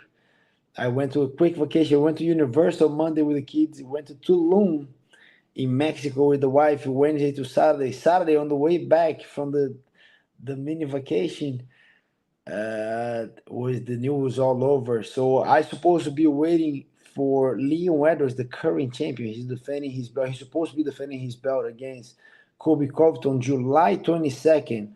And I'm supposed to be the backup. So April 7th to July 22nd, I can sit down and wait. But whenever this guy gave an interview and he said, oh, I'm not going to defend my belt in July. I'm going to wait all the way to October. I have a small injury. I say, oh, shit, October. Sit down and wait. In the division that we have Kamaru Usman in front of me, Belal Muhammad, Shimaev, Shavka, all these guys say, well, you know what? I'm not waiting. I'm going to get another fight. Man. Gilbert, you're nuts though, man. Like I remember you at the press conference afterwards and you're like, look, I want to be the backup for the title or let me go. Like it's either titles or nothing. And you can't even help yourself, man. You want to get right back in there and wreck somebody. Like you're stuck to your guns like of all of 3 seconds. I know, right? But that was it. The guy gave an interview and he changed all my plans. I said, I'm going to sit down. The guy on Tuesday after my fight, I'm just fighting in October. Wednesday, unfortunately, Charles Oliveira, he was the co-main event today. He got hurt. He had to pull out of the fight. And I was in Mexico on vacation with my wife. And then I was just seeing all these news and I'm itching. And I'm like, shit. This guy's not fighting in July. Okay, this guy pulled out and so relax. Gilbert, and then we're here. Gilbert, I had a couple of questions. One is you can only have this fight if you come out of the last fight pretty healthy, right? So you came out of that last fight. It wasn't like you guys went toe to toe, all the rounds and you took a couple of hits, right? It wasn't that. Now the other thing is how does that work for weight? because you cut weight for the fight, then you put some back on, and now you got to cut again. How's that going to affect, your training, what you're doing, and getting ready for this fight on such short notice? It does affect, to be honest, I'm not going to lie to you. It does affect, but the great thing is that I have an amazing team that I've been investing a lot of money and a lot of time to get these teams. So I have a great nutritionist, psychologist, like PT and everything, and I'm way more professional. Since November, I changed a lot of things on my diet. I've been doing the cold plunge every single day. I'm not eating nothing added sugar, so I'm kind of walking around between 185 and 190. That's my fight weight. That's my walking around weight. That my like. I used to be that guy. When I'm in camp, I have abs. After camp, I was all big and heavy, walking around like 205. But I changed that, so I'm walking around 185 to 190, 187 mostly, and those 15 to 10 pounds to cut is not as hard on the body. It's just like, even scientifically, you can cut only 10 pounds of your body water weight. So if I'm walking around 185, so it's kind of like safe to cut 18 pounds, but I'm 181 today. 181 yesterday. When I woke up, I trained. I woke up 178.8. So I got to cut not even 8 pounds, so 8 pounds. Oh, you're good. Right. I'm great, so, but I'm just great because since November, I changed a lot of things. I changed a lot of bad habits, eating super, super health, take care of my sleeping, take care of my recovery, and being more and more professional to take these opportunities when they show up, because I'm not here to be one more guy, to be the guy that I love, that to be known as the guy that fights anyone at any time. But I want to have the recognition. Okay, this guy is the champion. That's what I'm looking for. That's the recognition that I want, and making sure I can take this opportunity is going to get me super close to become a champion. So why not? I could just sit down. I was there in Tulum. I could, I'm not drinking. I'm not eating bad. I'm good. I'm in shape. An opportunity shows up. Whenever you're ready, an opportunity shows up. What you do, my guy? Tell me what you're gonna do. Go get it. That's it. So what do you think of this matchup? I know you guys had a little bit of a back and forth in the lead up to your last fight, you and Belal. What's the lead up been like with this one? Is there any bad blood between you and Belal? You guys cool? And then what do you think about him as a fighter? Like, what do you think is your path to victory here? I'm cool. I'm cool with all these guys. No bad blood, just business. He's a good guy, to be honest. I think he's very tough. He's not a quitter. I don't think he's that guy that he those guys that can do everything. He's a football player, but he can throw the ball good. He can run. He's not great at anything, but he's good at everything. Those guys that can play any position, he's that guy, and I think the most dangerous things that he possesses, we see a lot of great athletes, right? But a lot of great athletes, sometimes they cannot win a championship. They just cannot win a game. Those guys, they're very good, but like, man, they messed up. He's the opposite. He's not great at anything, but this guy knows how to win a game. He knows how to win a fight. And that makes that guy very dangerous. So I think it's going to be a war because I'm hungry. That guy's the only other guy in the division that is hungry. Bro, and Dana promised us, like, whoever wins this fight is the number one contender. So we have a lot to fight for. I don't think he's a quitter. I'm definitely not a quitter. I'm going to hit these guys super hard. I got the grappling, the jiu-jitsu. He's kind of famous a little bit. They say he has a great gas tank. That's why he asked for 5 rounds. I'm looking forward to it. I think it's going to be a war. And whenever I know I'm meeting the guy on the other side of the cage that he's not going to quit, that excites me. I think, man, it's going to be a good fight. This freaking guy asked for 5 rounds. Okay, let's go then. We'll see. Like, it gets me going. I know it's going to be a war. And it's just like when you're going to a Super Bowl or to an NBA Finals, when you go and it's going to be gritty. It's going to be tough. The guy going to give it all. That excites me. That like, okay, it's going to be a good competition. I'm excited for it. Do you think, Gilbert, is there any chance if you win this, do you think that you can skip Colby? Like, do you think that he can you bounce him from that And that was I think I saw a little bit of that mentioned this week. Do you think there's any shot like getting 3 wins in this division in basically 4 months? How is that denied? Like, if Leon isn't going to fight till October, you think there's any chance that you could bounce him and maybe cut right to Leon? I think so, but I think everything comes with the performance, right? Like the Masvidal fight, I want to finish. I wasn't able to get a finish. That put me in a good position, but not in a great position. Right. But if I go out there and put that guy to sleep or put that guy on the all bloody and finish this guy, yes, then I think I can skip anyone and get a title shot. But we'll see. Like I said, this guy is not a quitter. The guy is a tough opponent. So first thing first, I want to win over this guy. But if I can get a finish, then we'll be on that conversation. I want to skip anyone and jump frog everybody and get a title shot. So we'll see. It's not going to be a tough fight. It's going to be an easy fight. I do believe I'm going to win.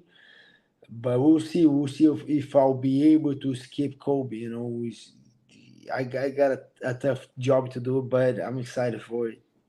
Before we get you out of here, Gilbert, what do we think of these Miami Heat, man? What do you think of this playoff run so far? They're doing great, bro. Those guys are hustling. Not easy games. Jimmy freaking Butler is like showing up, and I like it, and I love it. Like Tyler Hero is out for the whole season, right? Unfortunately. Yeah, but yeah, I love Jimmy Butler, guys. I like it. You know, he's hustling.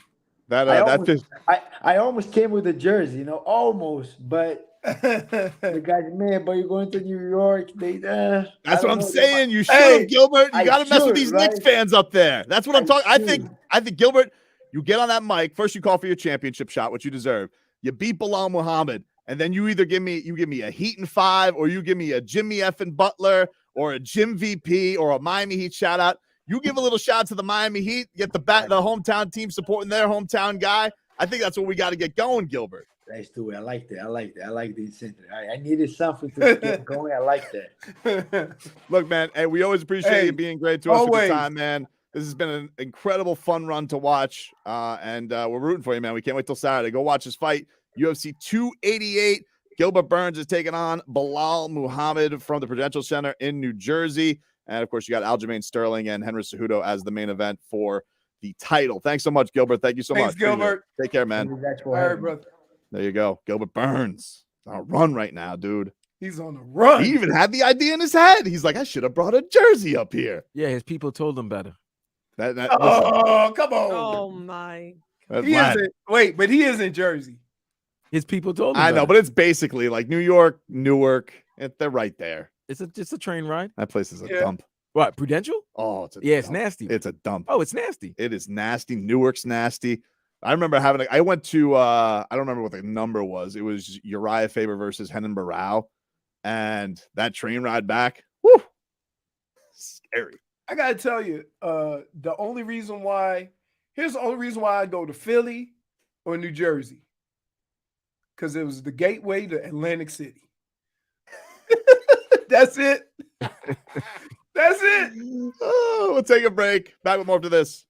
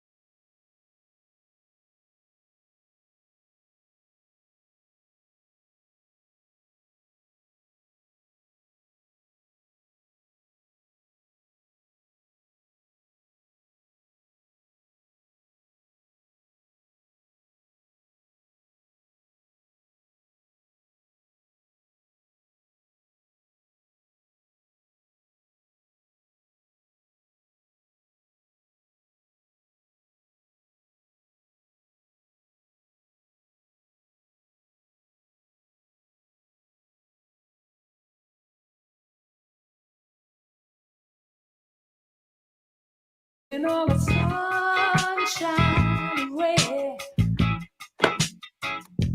Make it out like your mainline.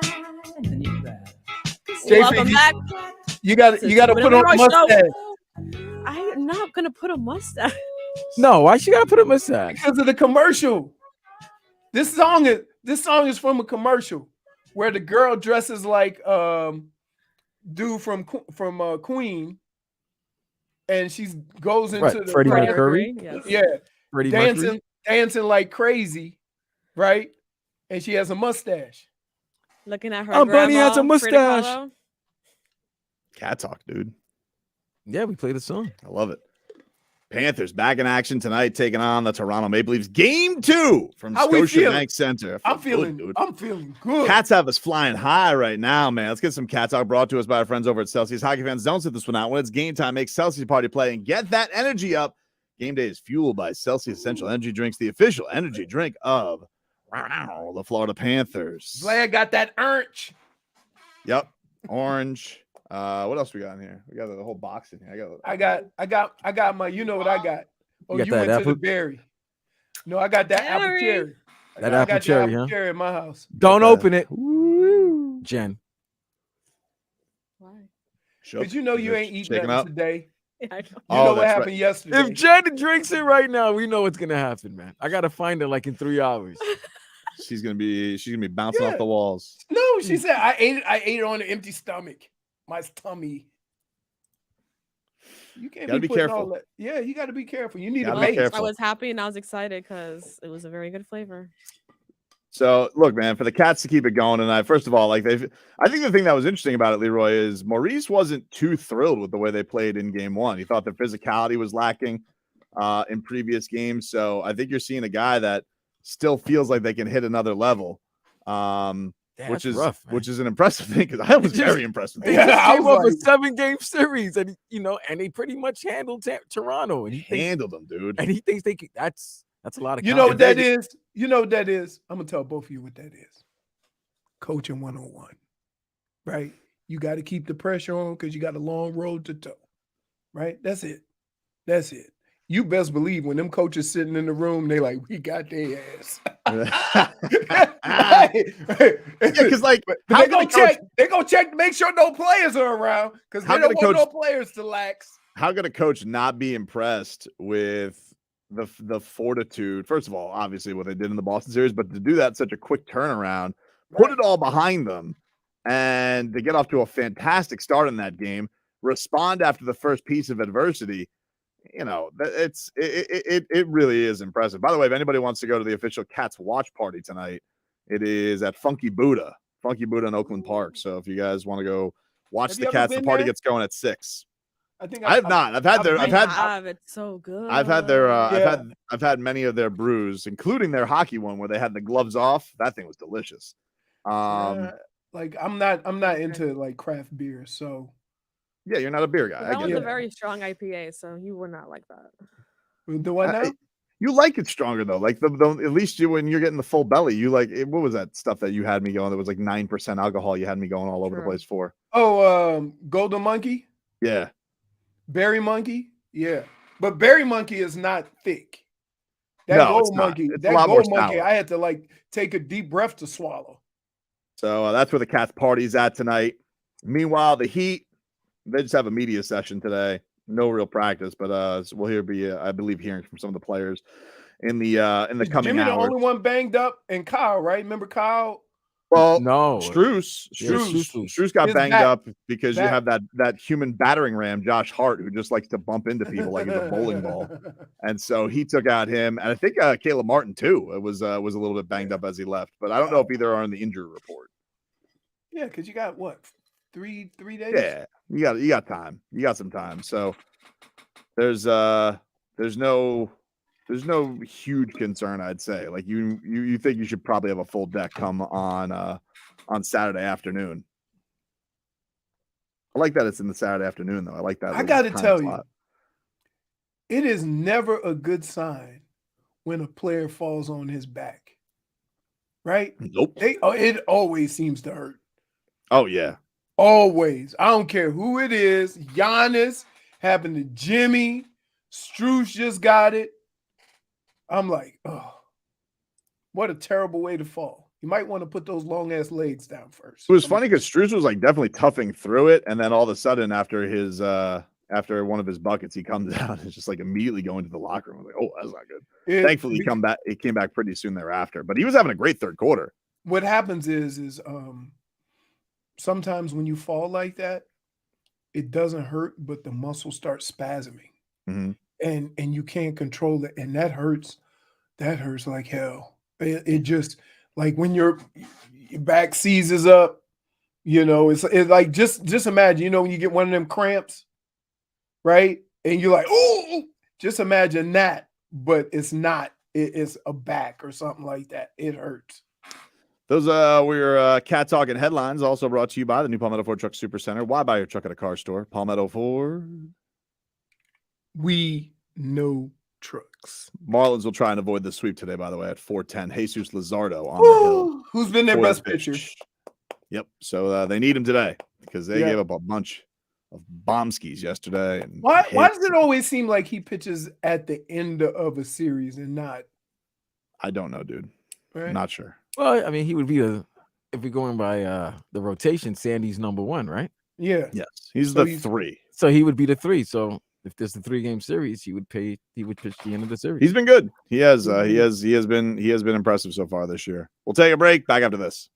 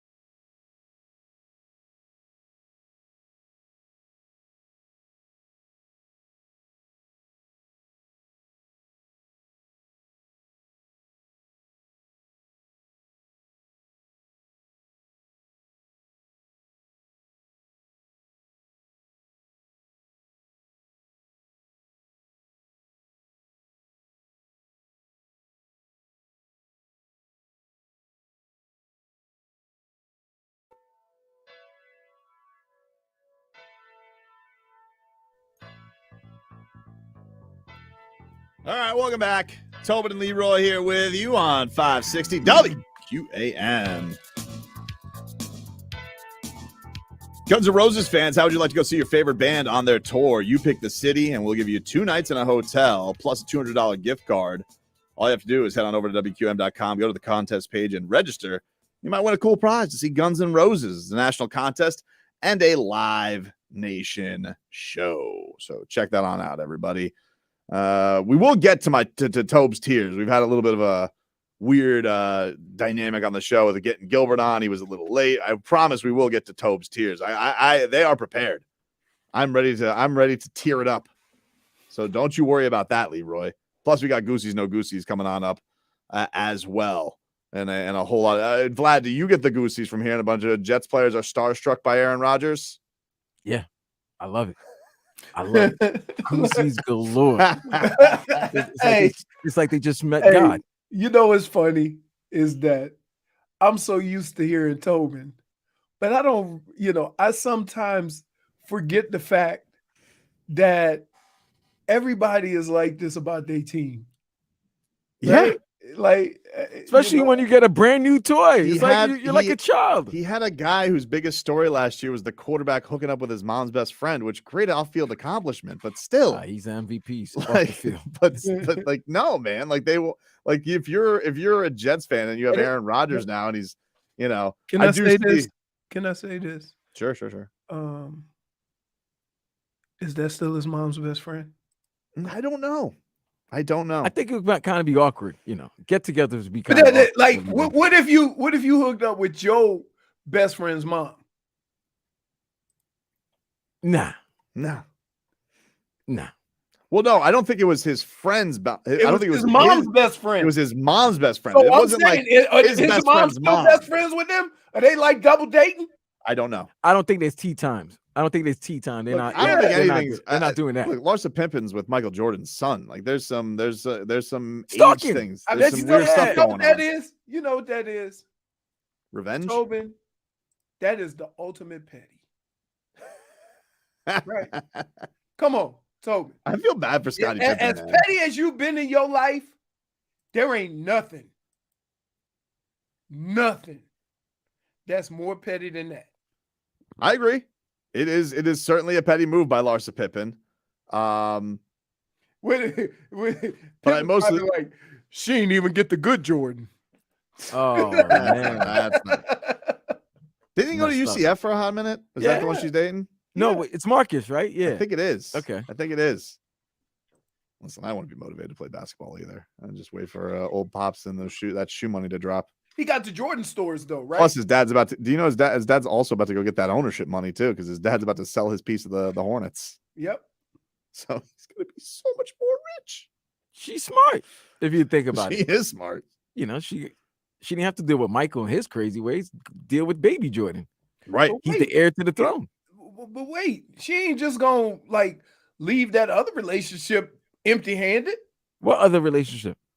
Scotty? She already got Scotty's money. That's true. Pippi and their kids are over 18s. Here's the nastiness. This is crazy.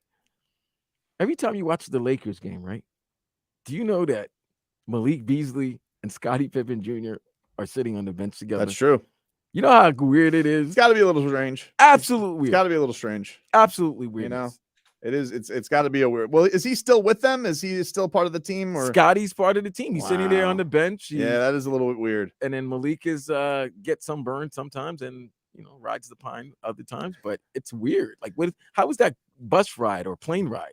Are they sitting next to each other? Because they're not sitting next to Bron and AD. No. LeBron James is at that point where he's not hanging out with anybody. Maybe AD. I mean, some players travel on their own. It's true. Yeah, like Jimmy doesn't stay in the team hotel. Jimmy gets like a mansion every city he goes to. Really? Not a mansion, but he gets like a really nice like house. An Airbnb type of thing? Yeah, like an Airbnb, dude. Like an Airbnb. Wow. Not New York. I think he has a place in New York, but like, yeah, you'll see on the Jimmy Butler's like his Instagram. It's like it's his travels, and then he'll be in some really fancy ass house. Wow. Yep. Yep. Hey, listen, that's what happens. That's what happens when you're Jim VP, right? No, when you make $40 million a year.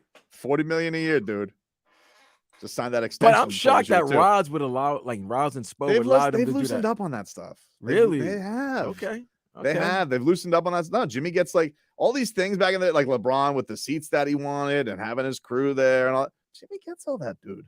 He does. Is he getting it now because maybe Riley thought maybe I should have just let him have his friends over and stuff like that? Maybe he would have stayed. Maybe he thought he has to get with the times and loosen up. I see, and I'm gonna be honest with you. I think when you look at the path that LeBron has taken, I think he would have been gone anyway. Maybe. You know what I mean? Like, I'm not gonna put that on Riley. Maybe. I mean, but look, I'm sure that they have to look at the league is a player. Look at the people who make demands in this league these days, you know? Yeah. The superstars. Yeah. Well, some not even superstars. Jay Crowder was making demands this year. Yeah, How'd that work out for you? He's Jay Crowder. Hey, but check this out. You got a guy out west you've been asking to make a stink. Oh, Dame? He's starting to now. He's starting to. I don't know. I don't know if he's making to. a stink or if he's turning into Western Conference Bradley Beal where he just wants to be wanted. No, he's starting to. That's Bradley Beal's move. He's in a different Dame is in a different place than Beal. Oh, yeah, Dame's a certified. Dame is certified. Dame's going to the Hall of Fame. Let me tell you something. That's a guy you got at the end of the game. Oh, yeah. That you know. Right. Yeah, he's a killer. Right. He's a shark. Right. Absolutely. No doubt about it. I do believe you need two of those guys. If you had Dame in game 2, I think you win that game. Of course. Even without If you had Jimmy. So yeah, we'll see. Look, that's why with Bam taking all that accountability, like, look, I'm glad that he did. Because that game called for some, I'm not even saying a takeover. It called for a couple winning plays at the end. And he got, you know, he kicked the basketball around. Honestly, I never say this with him. I thought he got psyched out. I thought Hartenstein, just his energy, because I know Hartenstein was playing a little dirty, but that's what Hartenstein's going to do. He's Hartenstein. Tangibles. He's intangibles, dude. Wait. Hold on. Don't misconstrue effort with dirty. Oh, some of it was dirty. But here, there's certain players in the league, in any sport, in order for them to make it in the league, that's how they have to play. That's why I said I don't have a problem. Look, I don't have a problem with it. It's why I said yesterday. You kind of sounded like you did, though. No, I think that Bam's got to be above that. You can't let that stuff get under your skin. You gotta rise above it. Hey, and I think he did. I'm telling you what, the way he ran over him, he could rush on my edge for any football team. Right? That aggressiveness. I mean, look, he wasn't trying, and look, it wasn't even a flop. He got bulldozed. Yep. Ruined the game. He didn't even get his money's worth. He didn't get his money's worth. In fact, right? he tried to get his money's worth and he got extra. You what they say, if you foul him hard going to the rim, make sure he don't shoot. Ben went on the express lane without his sun pass. They charged him extra. Oh, he ran over one of those. Oh no, he was in the tunnel. He went down the Holland tunnel. There's no worse feeling when you're in that, when you think you're cruising, then all of a sudden that express lane just stops. Oh, because you can't get off. You can't get off. You're stuck. That's why, when I'm coming down, when I'm going down 95, wherever I'm going, or if I'm going on the turnpike or anywhere like that, I'm so hesitant to get on the express lane, because once you get on the express lane, if there's an accident on the express lane, you are locked up. Take a quick break. Back with more for this.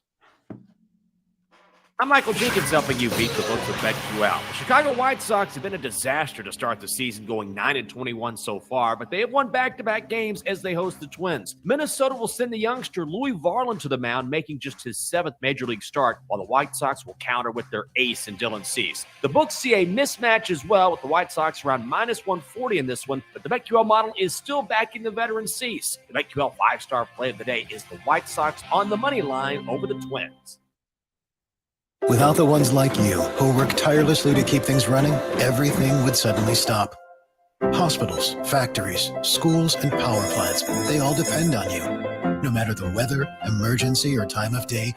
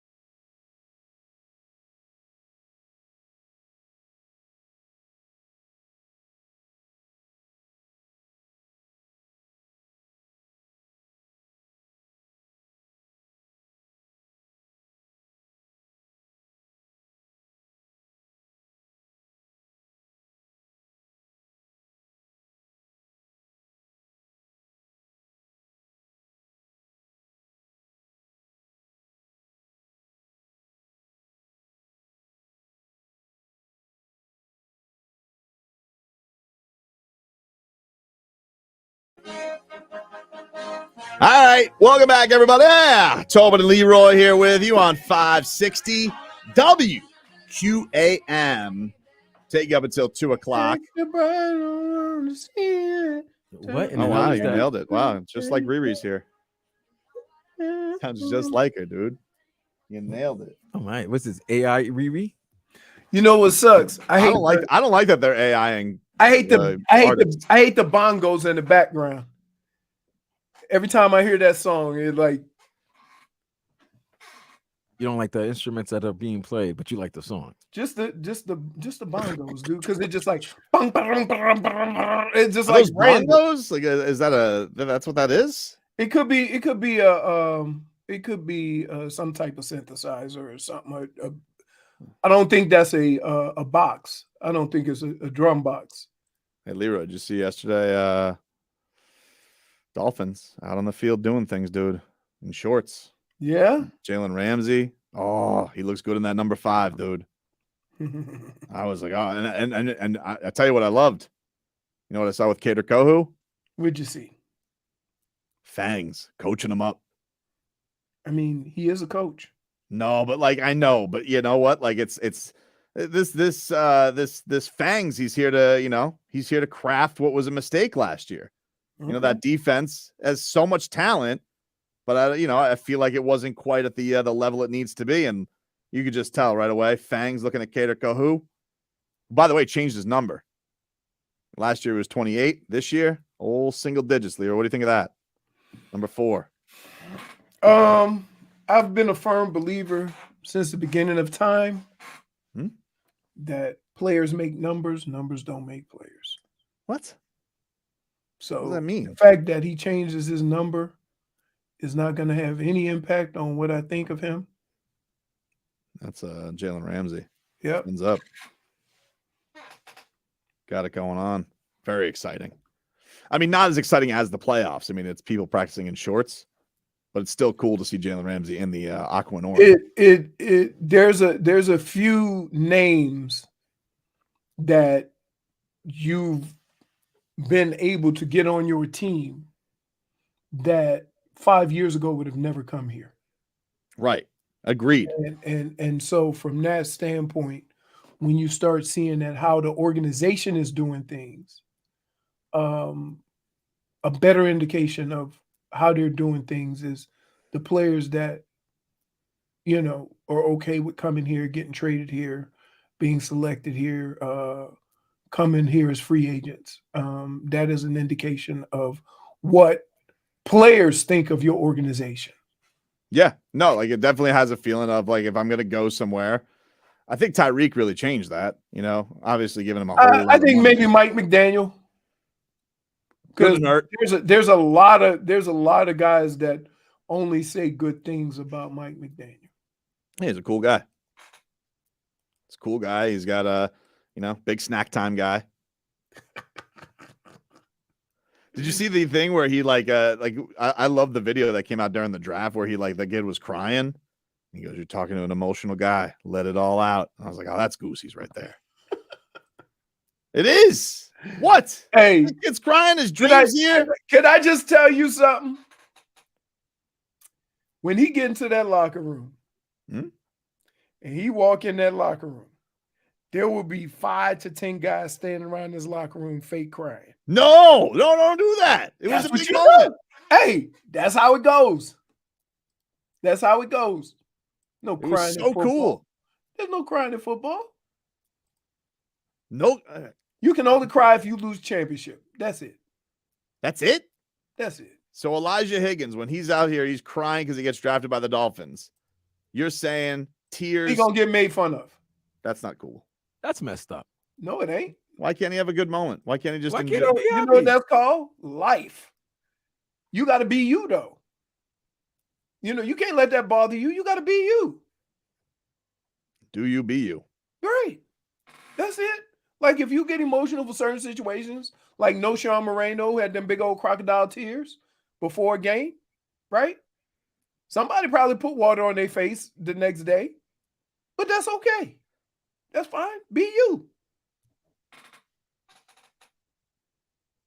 You can't have thin skin in sports. Nope.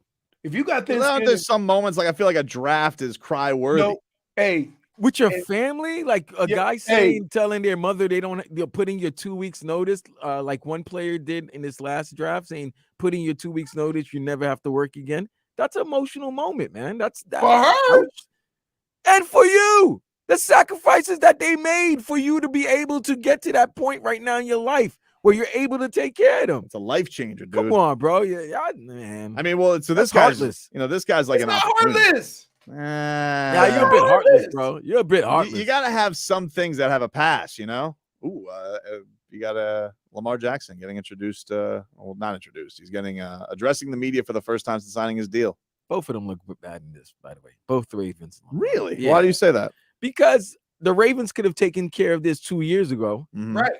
And Lamar if he just kept his mouth shut or not have Twitter fingers, I'd have been okay. But when he's going at fans and at reporters, like he's responding. I think he went at reporters though for the whole agent thing, right? Like that's what I think he's mostly. But he was also going at fans and calling them out and saying some derogatory things to them. Mm-hmm.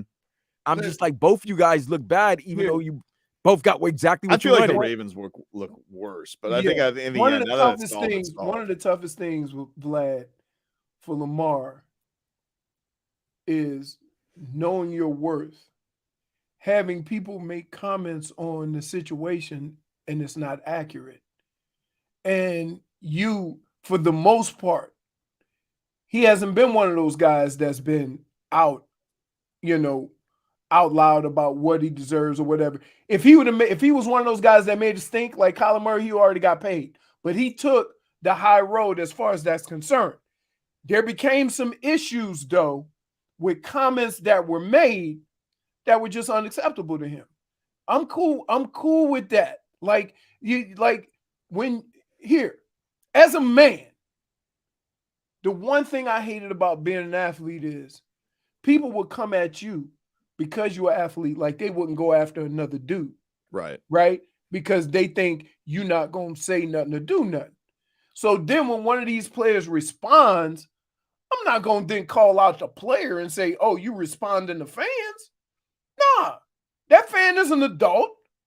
That fan's a grown-ass man or woman.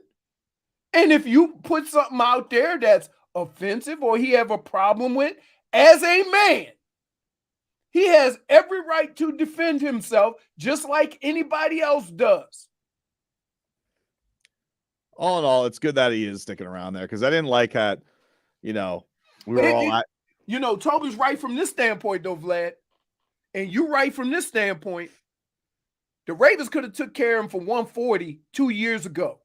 For sure. And they kept putting it off. Mm-hmm.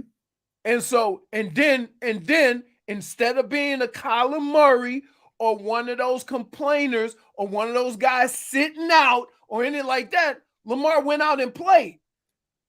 And then they still almost held it against him that he came out and played for his team in the franchise. Yeah, they look much worse. Only to give him the same amount of money he probably would have got a year ago. That's what pissed me off. Yeah, I agree. And the thing that, I think that I did like, though, on the one Twitter thing that I liked, I did like when John Harbaugh was saying that he's going to be the starting quarterback, and that's when the statement came out. That was funny. Right. But that was kind of the first time he had to make a stink. It does happen. Like, look, Xavier Howard. You know what? He had to, because guess what? You can't have the other side putting stuff out there that is not accurate. Say, hold on, player. I ain't got no contract yet. I don't know what you're talking about. We ain't even talked to each other in 6 months. And now all of a sudden you saying I'm going to be your starting quarterback? We ain't been negotiating like I'm going to be your starting quarterback. You ain't coming to me with numbers like I'm going to be your starting quarterback. So how am I going to be your starting quarterback? Don't just put that out there to soothe people's soul when you got some work to do. Itsoff says, did Leroy call Kyler Murray calamari? I don't know, but I do like me some calamari. He about the same size. Where's he on the tier? Well, it's NFC, so I don't know where he's at the tier. Well, the tier. You know what? Everybody in the NFC is a tier 7.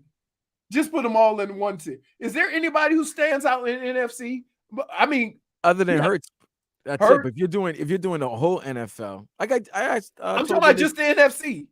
Oh, in the NFC, the only tier would be Hurts in tier 1. Right. Which is crazy because they weren't even sure if he was in the tier last year. And then I don't know where you put. I guess you had Brady and you had Rodgers. You had the old guys last year. Now you don't even Right. have them. Stafford coming off a Super Bowl. Right, what's crazy? Remember, before last year, everybody basically said to Jalen Hurts, if you want to be the star quarterback here, show us. Do you see what he showed him and they paid him right away. I don't like what they're doing with Bryce with Bryce Young though. They keep photoshopping him smaller next to teammates. I don't like that they're doing that. You think that's Photoshop? Well, I don't know because they look very startling. I feel like they have to be photoshopped. They could do that, but guess what? He still got that 20 plus million guaranteed. Right? You can do whatever you want. That's fine. You want to do Tobes tiers? Let's do it. Let's do it. All right. Tobes tiers. This is in response to Kyle Brandt and his tiers. These tiers way better. We're working our way up though. Okay, got to climb the elevator. Tier number 7. 7 tiers. 7 tiers. I kept it the same. 7 tiers for 15 quarterbacks. 16. Oh, 16. I'm sorry. Yes. I refer to the bottom tier, as the bums. The bums.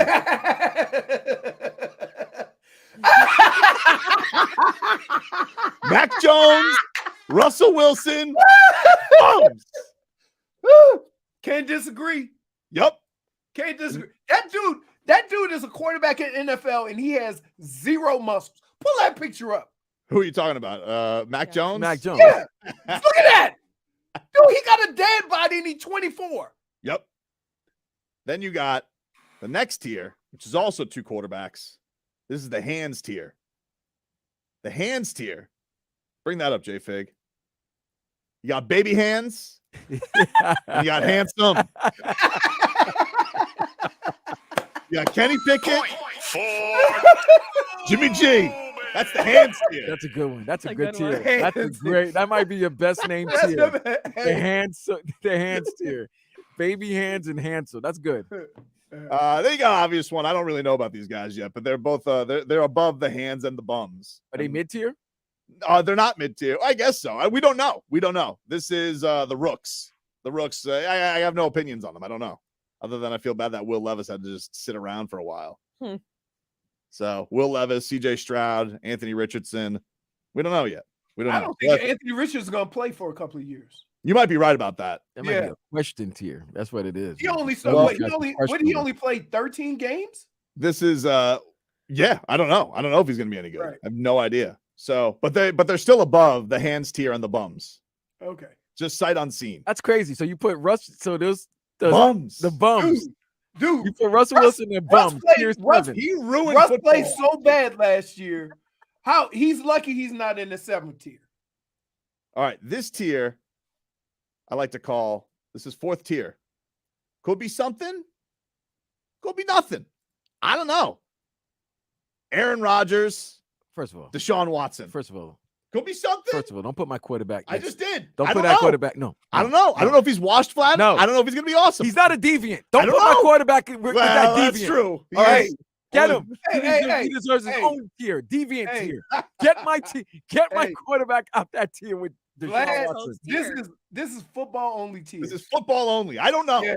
One guy hasn't played football for realsies in 3 years, and the other one, he likes ayahuasca, and he's old. Okay. But he could be awesome. I don't know. He's going to be awesome. Maybe.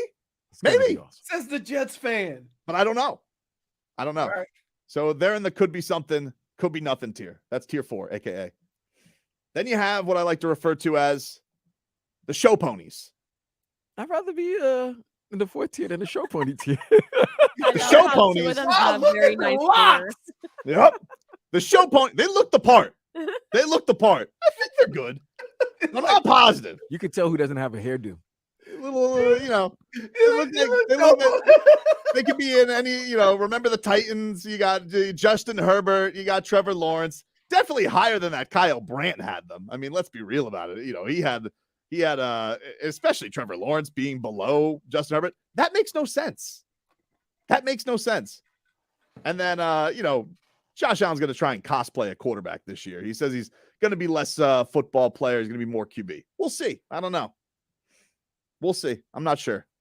Then we got franchise QBs. Franchise QBs. Tua Burro. Lamar Jackson. Bonafide. Tier 2. Wow. So you're not gonna put Trevor in franchise? No, show pony. He's still got another year he's got to show me. Not sure yet. I answered for my crimes. He's not at the bottom. Joe Burrow is the only franchise quarterback that ain't got paid yet. Not yet. Did Herbert get and paid? Herbert. And Herbert. Yeah, he is the only one who has. Well, Tua's still early in his contract, but Right. yeah, Joe Burrow is going to make a whole lot of money. Woo. Franchise QBs, dude. And then finally, you have the top tier, which is King Mahomes. We get it. Kind of obvi. we get it. We get it. He's good. We get it. He's like, this way. He's no Jackson. It's blasphemous if you don't put him in tier 1 by himself. Even if even I can't do that. The guy's good. All right, we'll take a break. Final hour of the show up after this.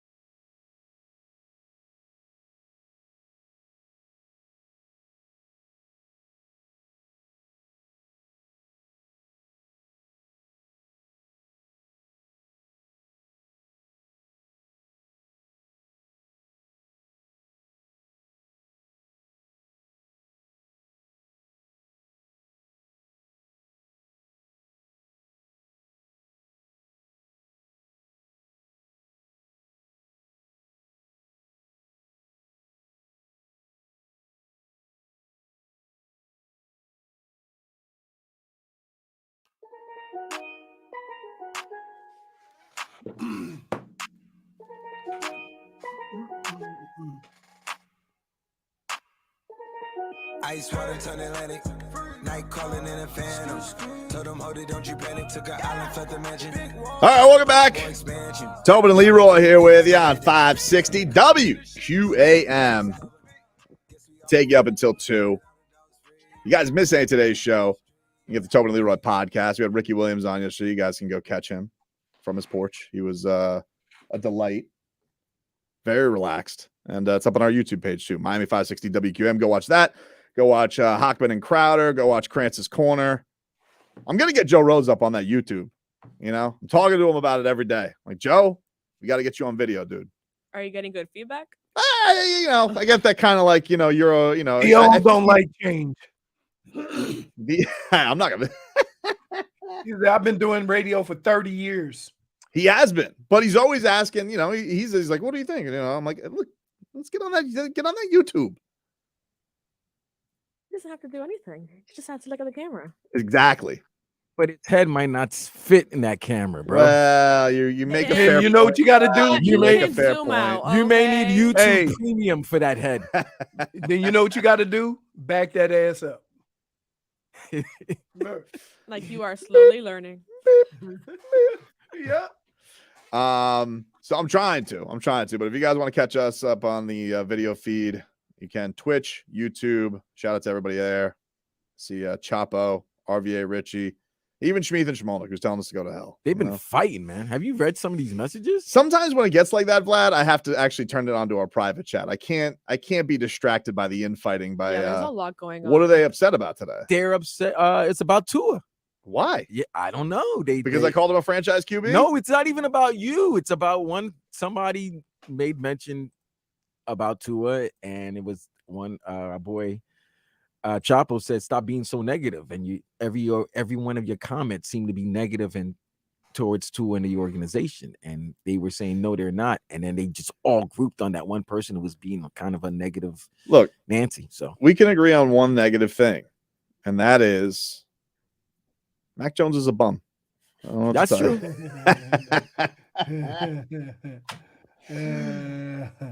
Oh, man. Let's see. One guy says 2 above Rodgers. Come on, man. And Burro. I didn't put him above Burro. I put him next to Burro. Same tier. There's no rankings here. Except for Mahomes. He's number 1. So Aaron Rodgers had his worst year as a pro, right? Yeah. Yeah. And it would be 90% better than most quarterbacks. Right. Agreed. But I would say this. And I said the same thing about Tom Brady. And I was wrong all the way to the end, but I'm still going to say it. When it goes sideways with old guys, it looks horrible. And I don't know if it was because of his injury, his finger, or if it was because he, is falling off a little bit. I would be more inclined to say it's because of his finger. You talking about Aaron? Yeah, his injury. Oh, the thumb. Yeah. He had played through it. I'll tell you what he's like. Look, the one thing you got to worry about with Aaron Rodgers is they're souped up full of weapons. Like that's definitely something. And he seemed like he got a jolt of life injected into. He's got a pep in his step. He looks very happy. He looks very, very happy. So, honestly, I'll be honest about it. Don't worry about the Jets and the Bills. I think the Bills are in for a big decline, dude. You and I both. Big decline for the Bills this year. I'm sick of their hype over the last 2 years. I'm sick of it too, dude. They act like they've done something. They haven't done nothing. Nothing other than disappoint. You know, you're going to see a lot of angry Ken Dorsey this year. Trust me. By the way, they had home. Did anybody say that they had home field advantage on a coin flip and they still lost to Burrow? It's crazy. They barely beat the Dolphins with their third string quarterback. Listen, they need that home field advantage because Lord they got knows nothing. They don't like the sun. You know, they don't like elements. I thought they were supposed to be the toughest of the tough. Not so. Yeah. This Josh Allen's already talking about. Look, once you start talking about the way you're going to change the way you play, it's over, dude. I heard this before. Anthony Joshua said the same thing after fighting Vladimir Klitschko. Hasn't been the same. Same thing, dude. Show pony. That's what he is. Better get that bag there, Josh Allen. You might want to get it before this year. Didn't he already get it? Get another one. Show pony. I do say, but it does say something to me that Trevor Lawrence very sensitive about the list. I think you'd like his placement on this list better, right? You've called him a bum. I have, but I answered for my crimes. I love how you quickly say that. But can I ask you a question? Sure. How come when you answer for your crimes, it never seems to have the same enthusiasm as when you committed the crime? Interesting. Are you accusing me of not keeping that same energy? Yeah. And here's what you do. You kind of say it in passing, and then you want us all to accept the fact that you said it. That's not fair. I never get the fact that you really mean it. That's not fair. I wore a Trevor Lawrence wig for an entire show. Well, that's because you I answered for my crimes. So how is that not the same energy? You give a fake apology with it. Nah, I didn't give a fake apology. I apologized. I was a little hard on him. I said Malik Willis was more impressive than he was. Wait, didn't Tennessee draft another quarterback? Sure did. So I guess the Malik Willis experiment is over. Do you think Ryan Tannehill gets the hint? Like back-to-back years of drafting quarterbacks early. Do you think he's just like, man, I look at it this way. I look at it this way. You look at it as them keep driving quarterbacks. I look at it as if I'm Ryan Tannehill, they still can't beat me out. That's fair. That's fair. And what it does is it builds confidence in how you do your job instead of having a negative effect. Like if you get that caught up, and again, athletes can't have thin skin, right? So they sometimes do, but you can't. Because if you get caught up in who gets drafted, then you basically already handing the baton to the next guy without fighting for it. Right. No, I get it for sure. That being said, you got to get the hint. He'll be the starting quarterback this year too. Probably. Right. So unless they want to tank. For what? I don't know.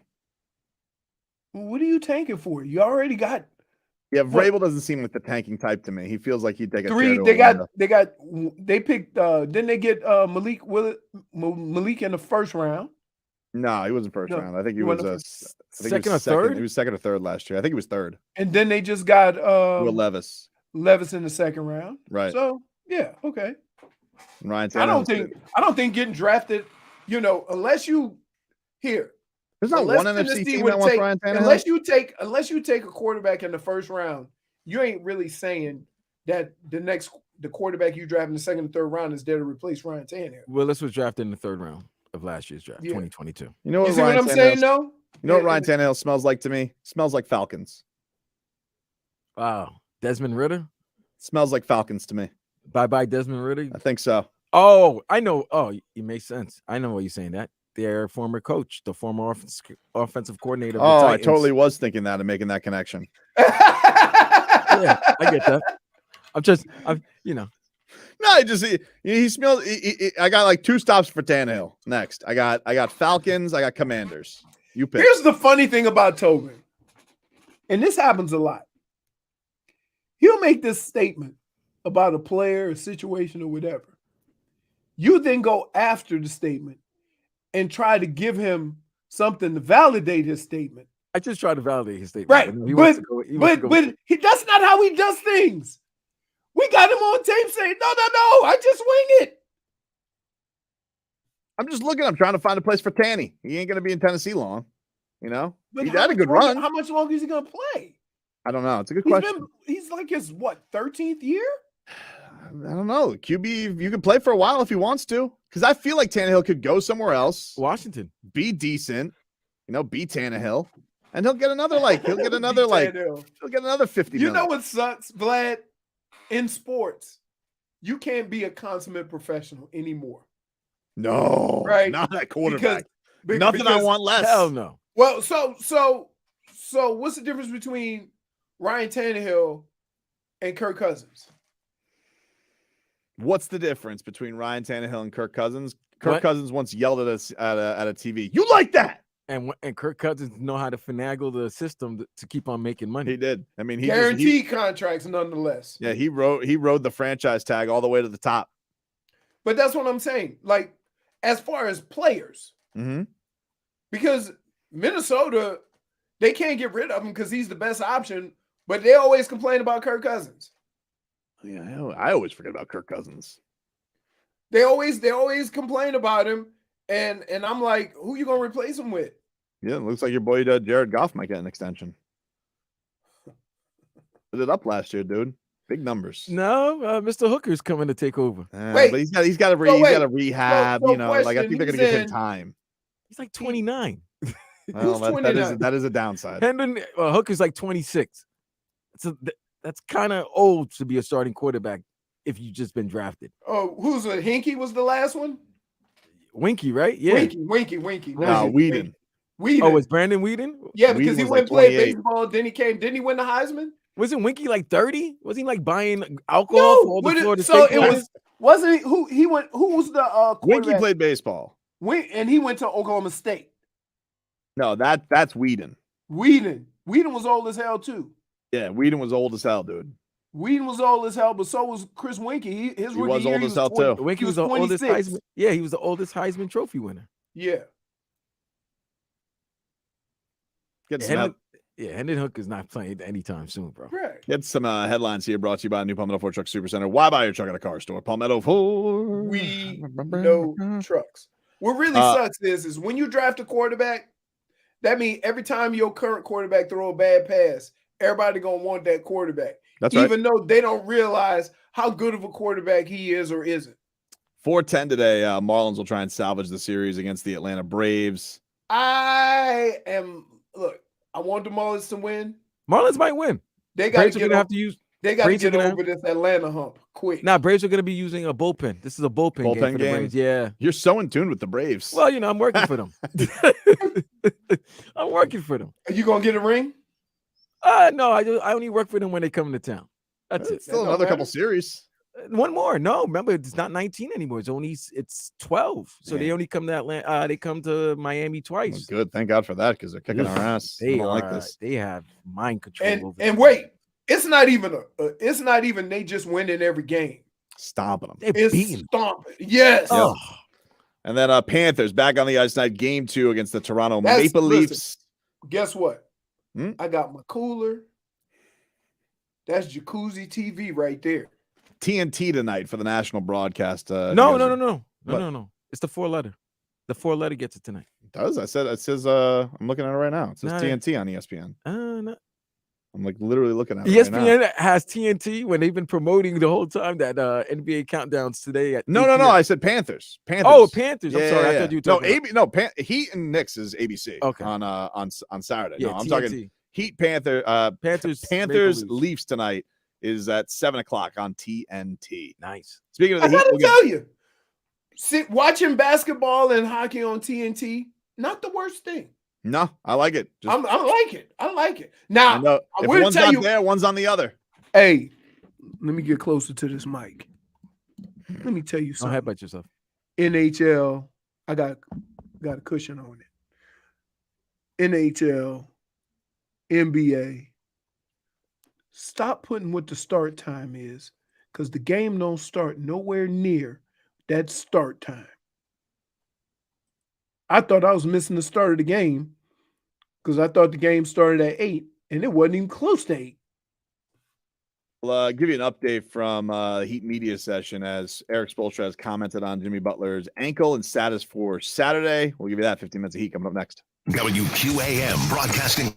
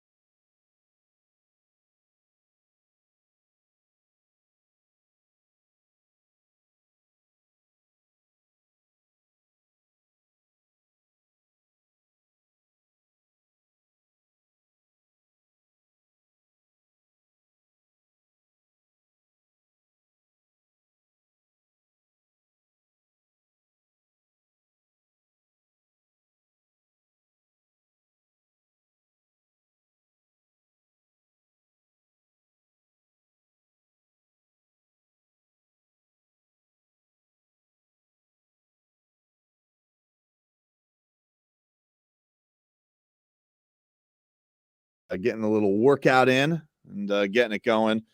So that'll be their last attempt as they got a nice little break here before getting back with New York.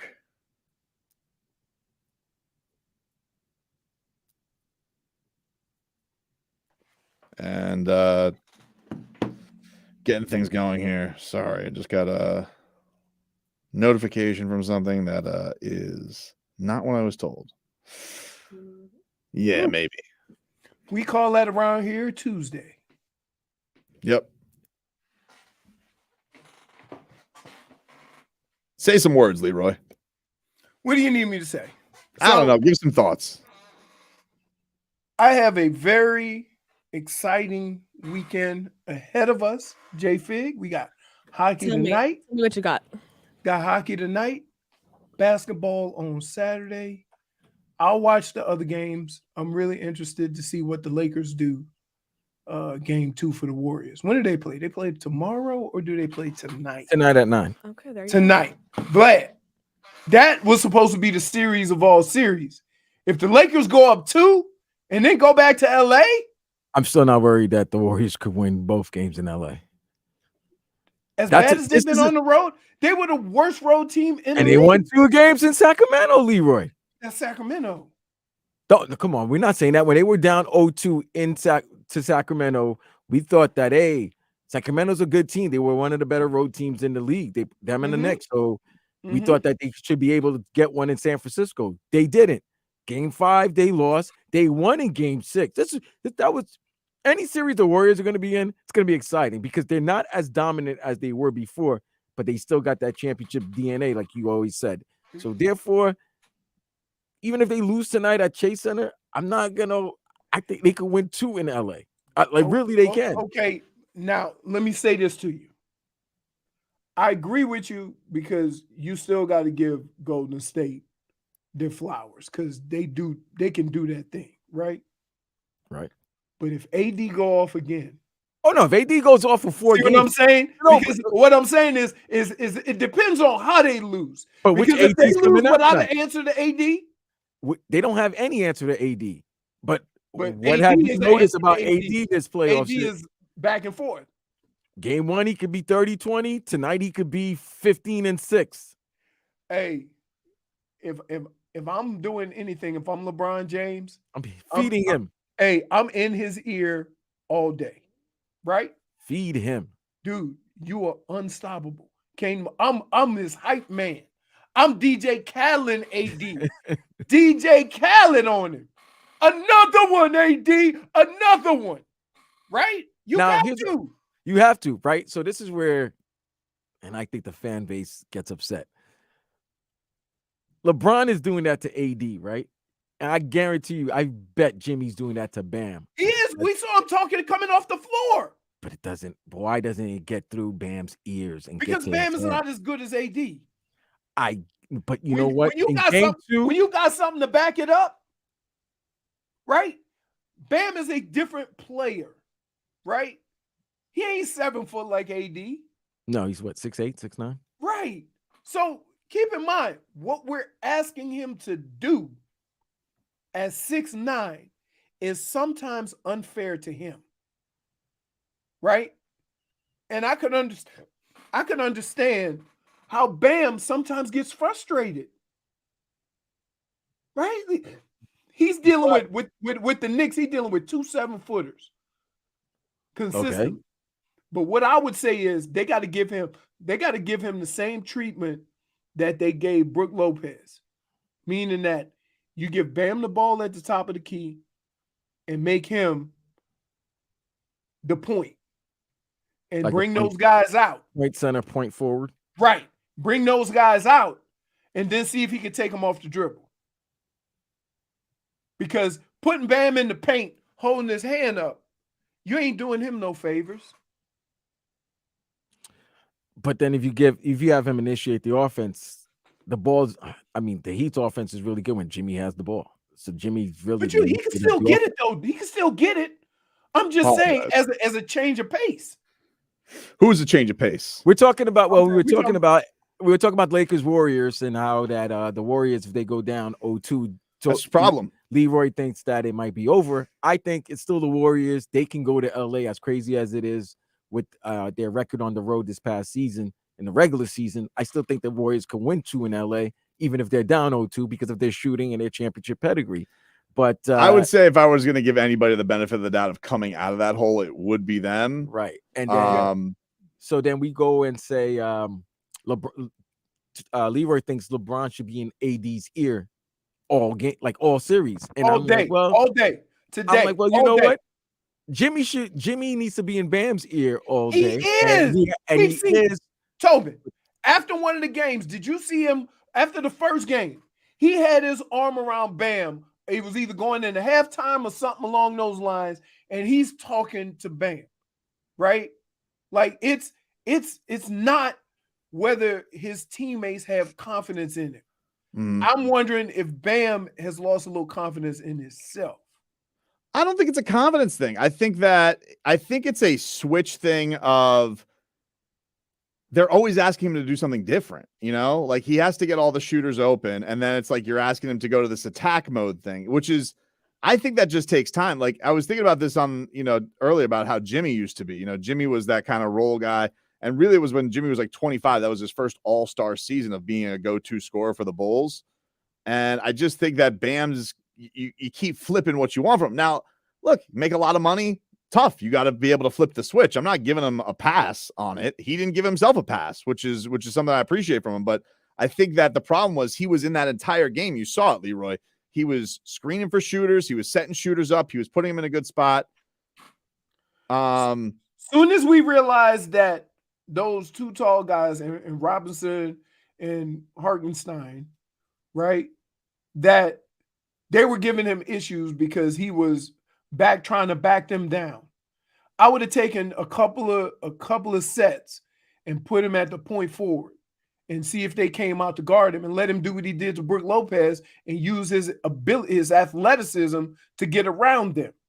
Right? Just give him so that he can get his confidence back and knowing that he's better than these guys. Yeah, I think that I definitely think that that's the that I believe he'll be able to bounce back in that spot. I do.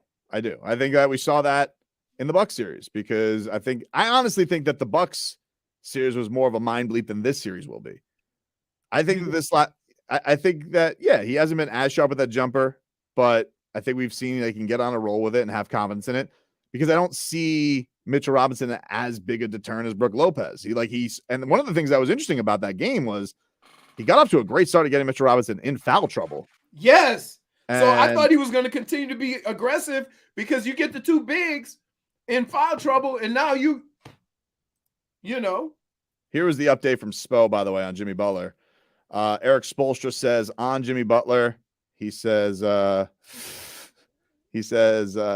Barry Jackson, Spoelstra declined to say anything about Jimmy Butler's ankle and whether he'll play on Saturday. So his update is no update. Hold up. His update is no update. You basically did the same thing. Sitting here got me all excited for some Jimmy updates, and you ain't say nothing.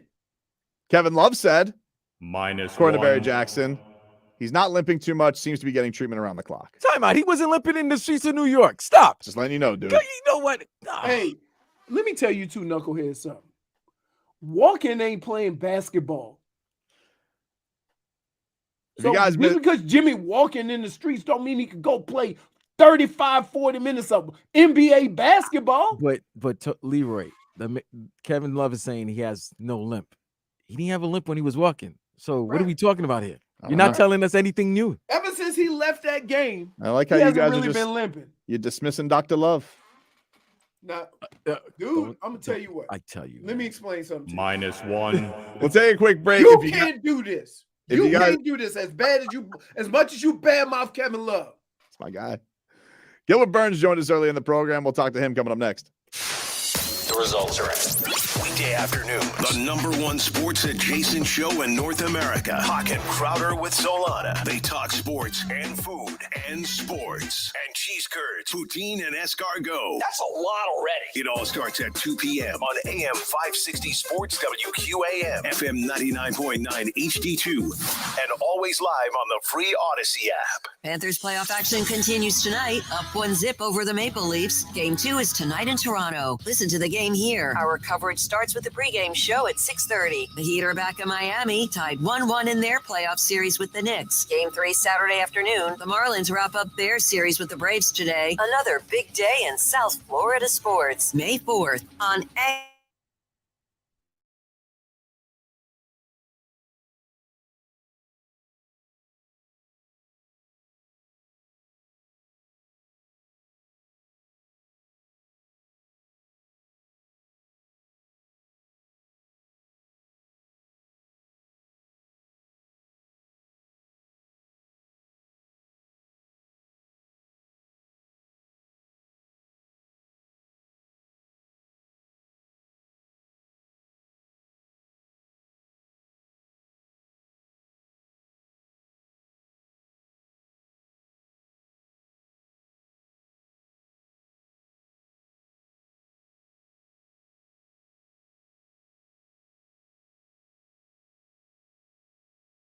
of Hollywood guest line. Shop hundreds of Toyotas indoors in one of America's largest showrooms at Toyota of Hollywood on 441 between Hollywood and Sheridan.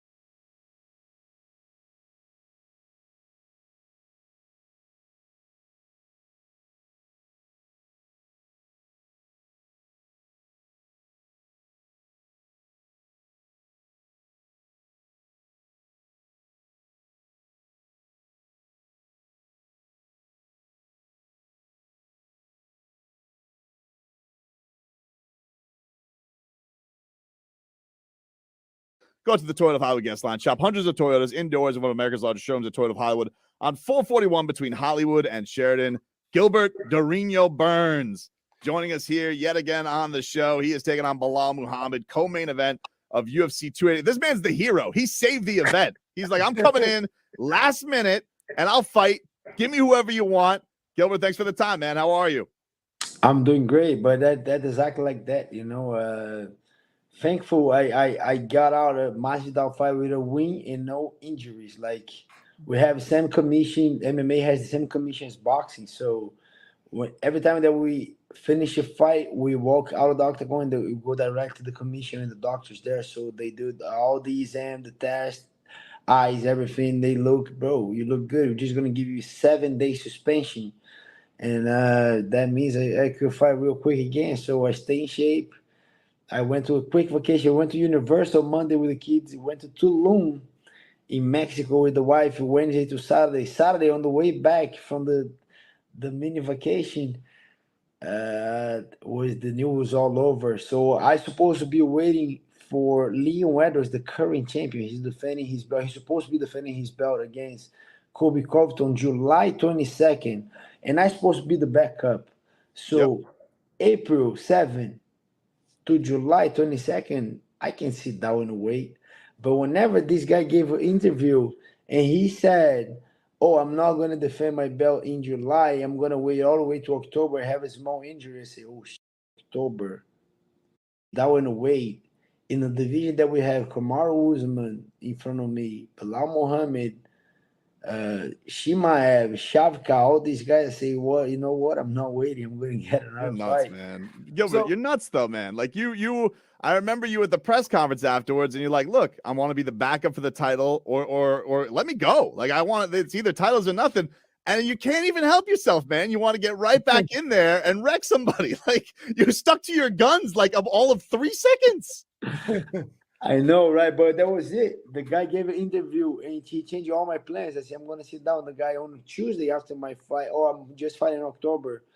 Wednesday, unfortunately, Charles Oliveira, he was the co-main event today. He got hurt. He had to pull out of the fight. And I was in Mexico on vacation with my wife, and then I was just seeing all these news, and I'm itching. And I'm like, this guy's not fighting in July. Okay, this guy pulled out, and like, so relax. Gilbert, and then we're here. Gilbert, I had a couple of questions. One is you can only have this fight if you come out of the last fight pretty healthy, right? So you came out of that last fight. It wasn't like you guys went toe to toe, all the rounds and you took a couple of hits, right? It wasn't that. Now, the other thing is how does that work for weight? Because, you cut weight for the fight, then you put some back on, and now you got to cut again. How's that going to affect, your training, what you're doing, and getting ready for this fight on such short notice? It does affect, to be honest, I'm not going to lie to you. It does affect, but the great thing is that I have an amazing team that I've been investing a lot of money and a lot of time to get these teams. So I have a great nutritionist, psychologist, like PT and everything, and I'm way more professional. Since November, I changed a lot of things on my diet. I've been doing the cold plunge every single day. I'm not eating enough added sugar, so I'm kind of walking around between 185 and 190. That's my fight weight. That's my walking around weight. That I used to be that guy. When I'm in camp, I have abs. After camp, I was all big and heavy, walking around like 205. But I changed that. So I'm walking around 185 to 190, 187 mostly. And those 15 to 10 pounds to cut is not as hard on the body. It's just like, even scientifically, you can cut only 10 pounds of your body water weight.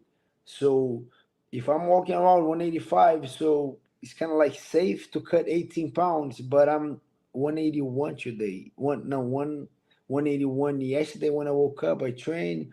I woke up 178.8. So I got to cut not even 8 pounds, so 8 pounds. Oh, you're good. I'm great, so, but I'm just great because since November, I changed a lot of things. I changed a lot of bad habits, eating super, super health, take care of my sleeping, take care of my recovery, and being more and more professional to take these opportunities when they show up because I'm not here to be one more guy, to be the guy that I love that to be known as the guy that fights anyone at any time. But I want to I want to have the recognition. Oh, okay, this guy is the champion. That's what I'm looking for. That's the recognition that I want, and making sure I can take this opportunity is going to get me super close to become a champion. So why not? I could just sit down. I was there in Tulum. I could, I'm not drinking. I'm not eating bad. I'm good. I'm in shape. An opportunity shows up. Whenever you're ready, an opportunity shows up. What you do, my guy? Tell me what you're gonna do. Go get it. It's Go get it. That's it. So what do you think of this matchup? I know you guys had a little bit of a back and forth in the lead up to your last fight, you and Belal.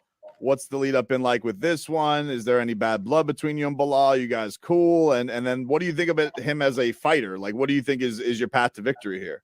I'm cool. I'm cool with all these guys. No bad blood, just business. He's a good guy, to be honest.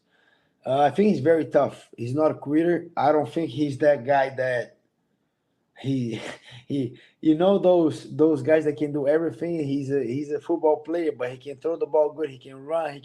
He's not great at anything, but he's good at everything. Those guys that can play any position, he's that guy. And I think the most danger things that he possesses, we see a lot of great athletes, right? But a lot of great athletes, sometimes they cannot win a championship. They just cannot win a game. Those guys, they're very good, but man, they messed up.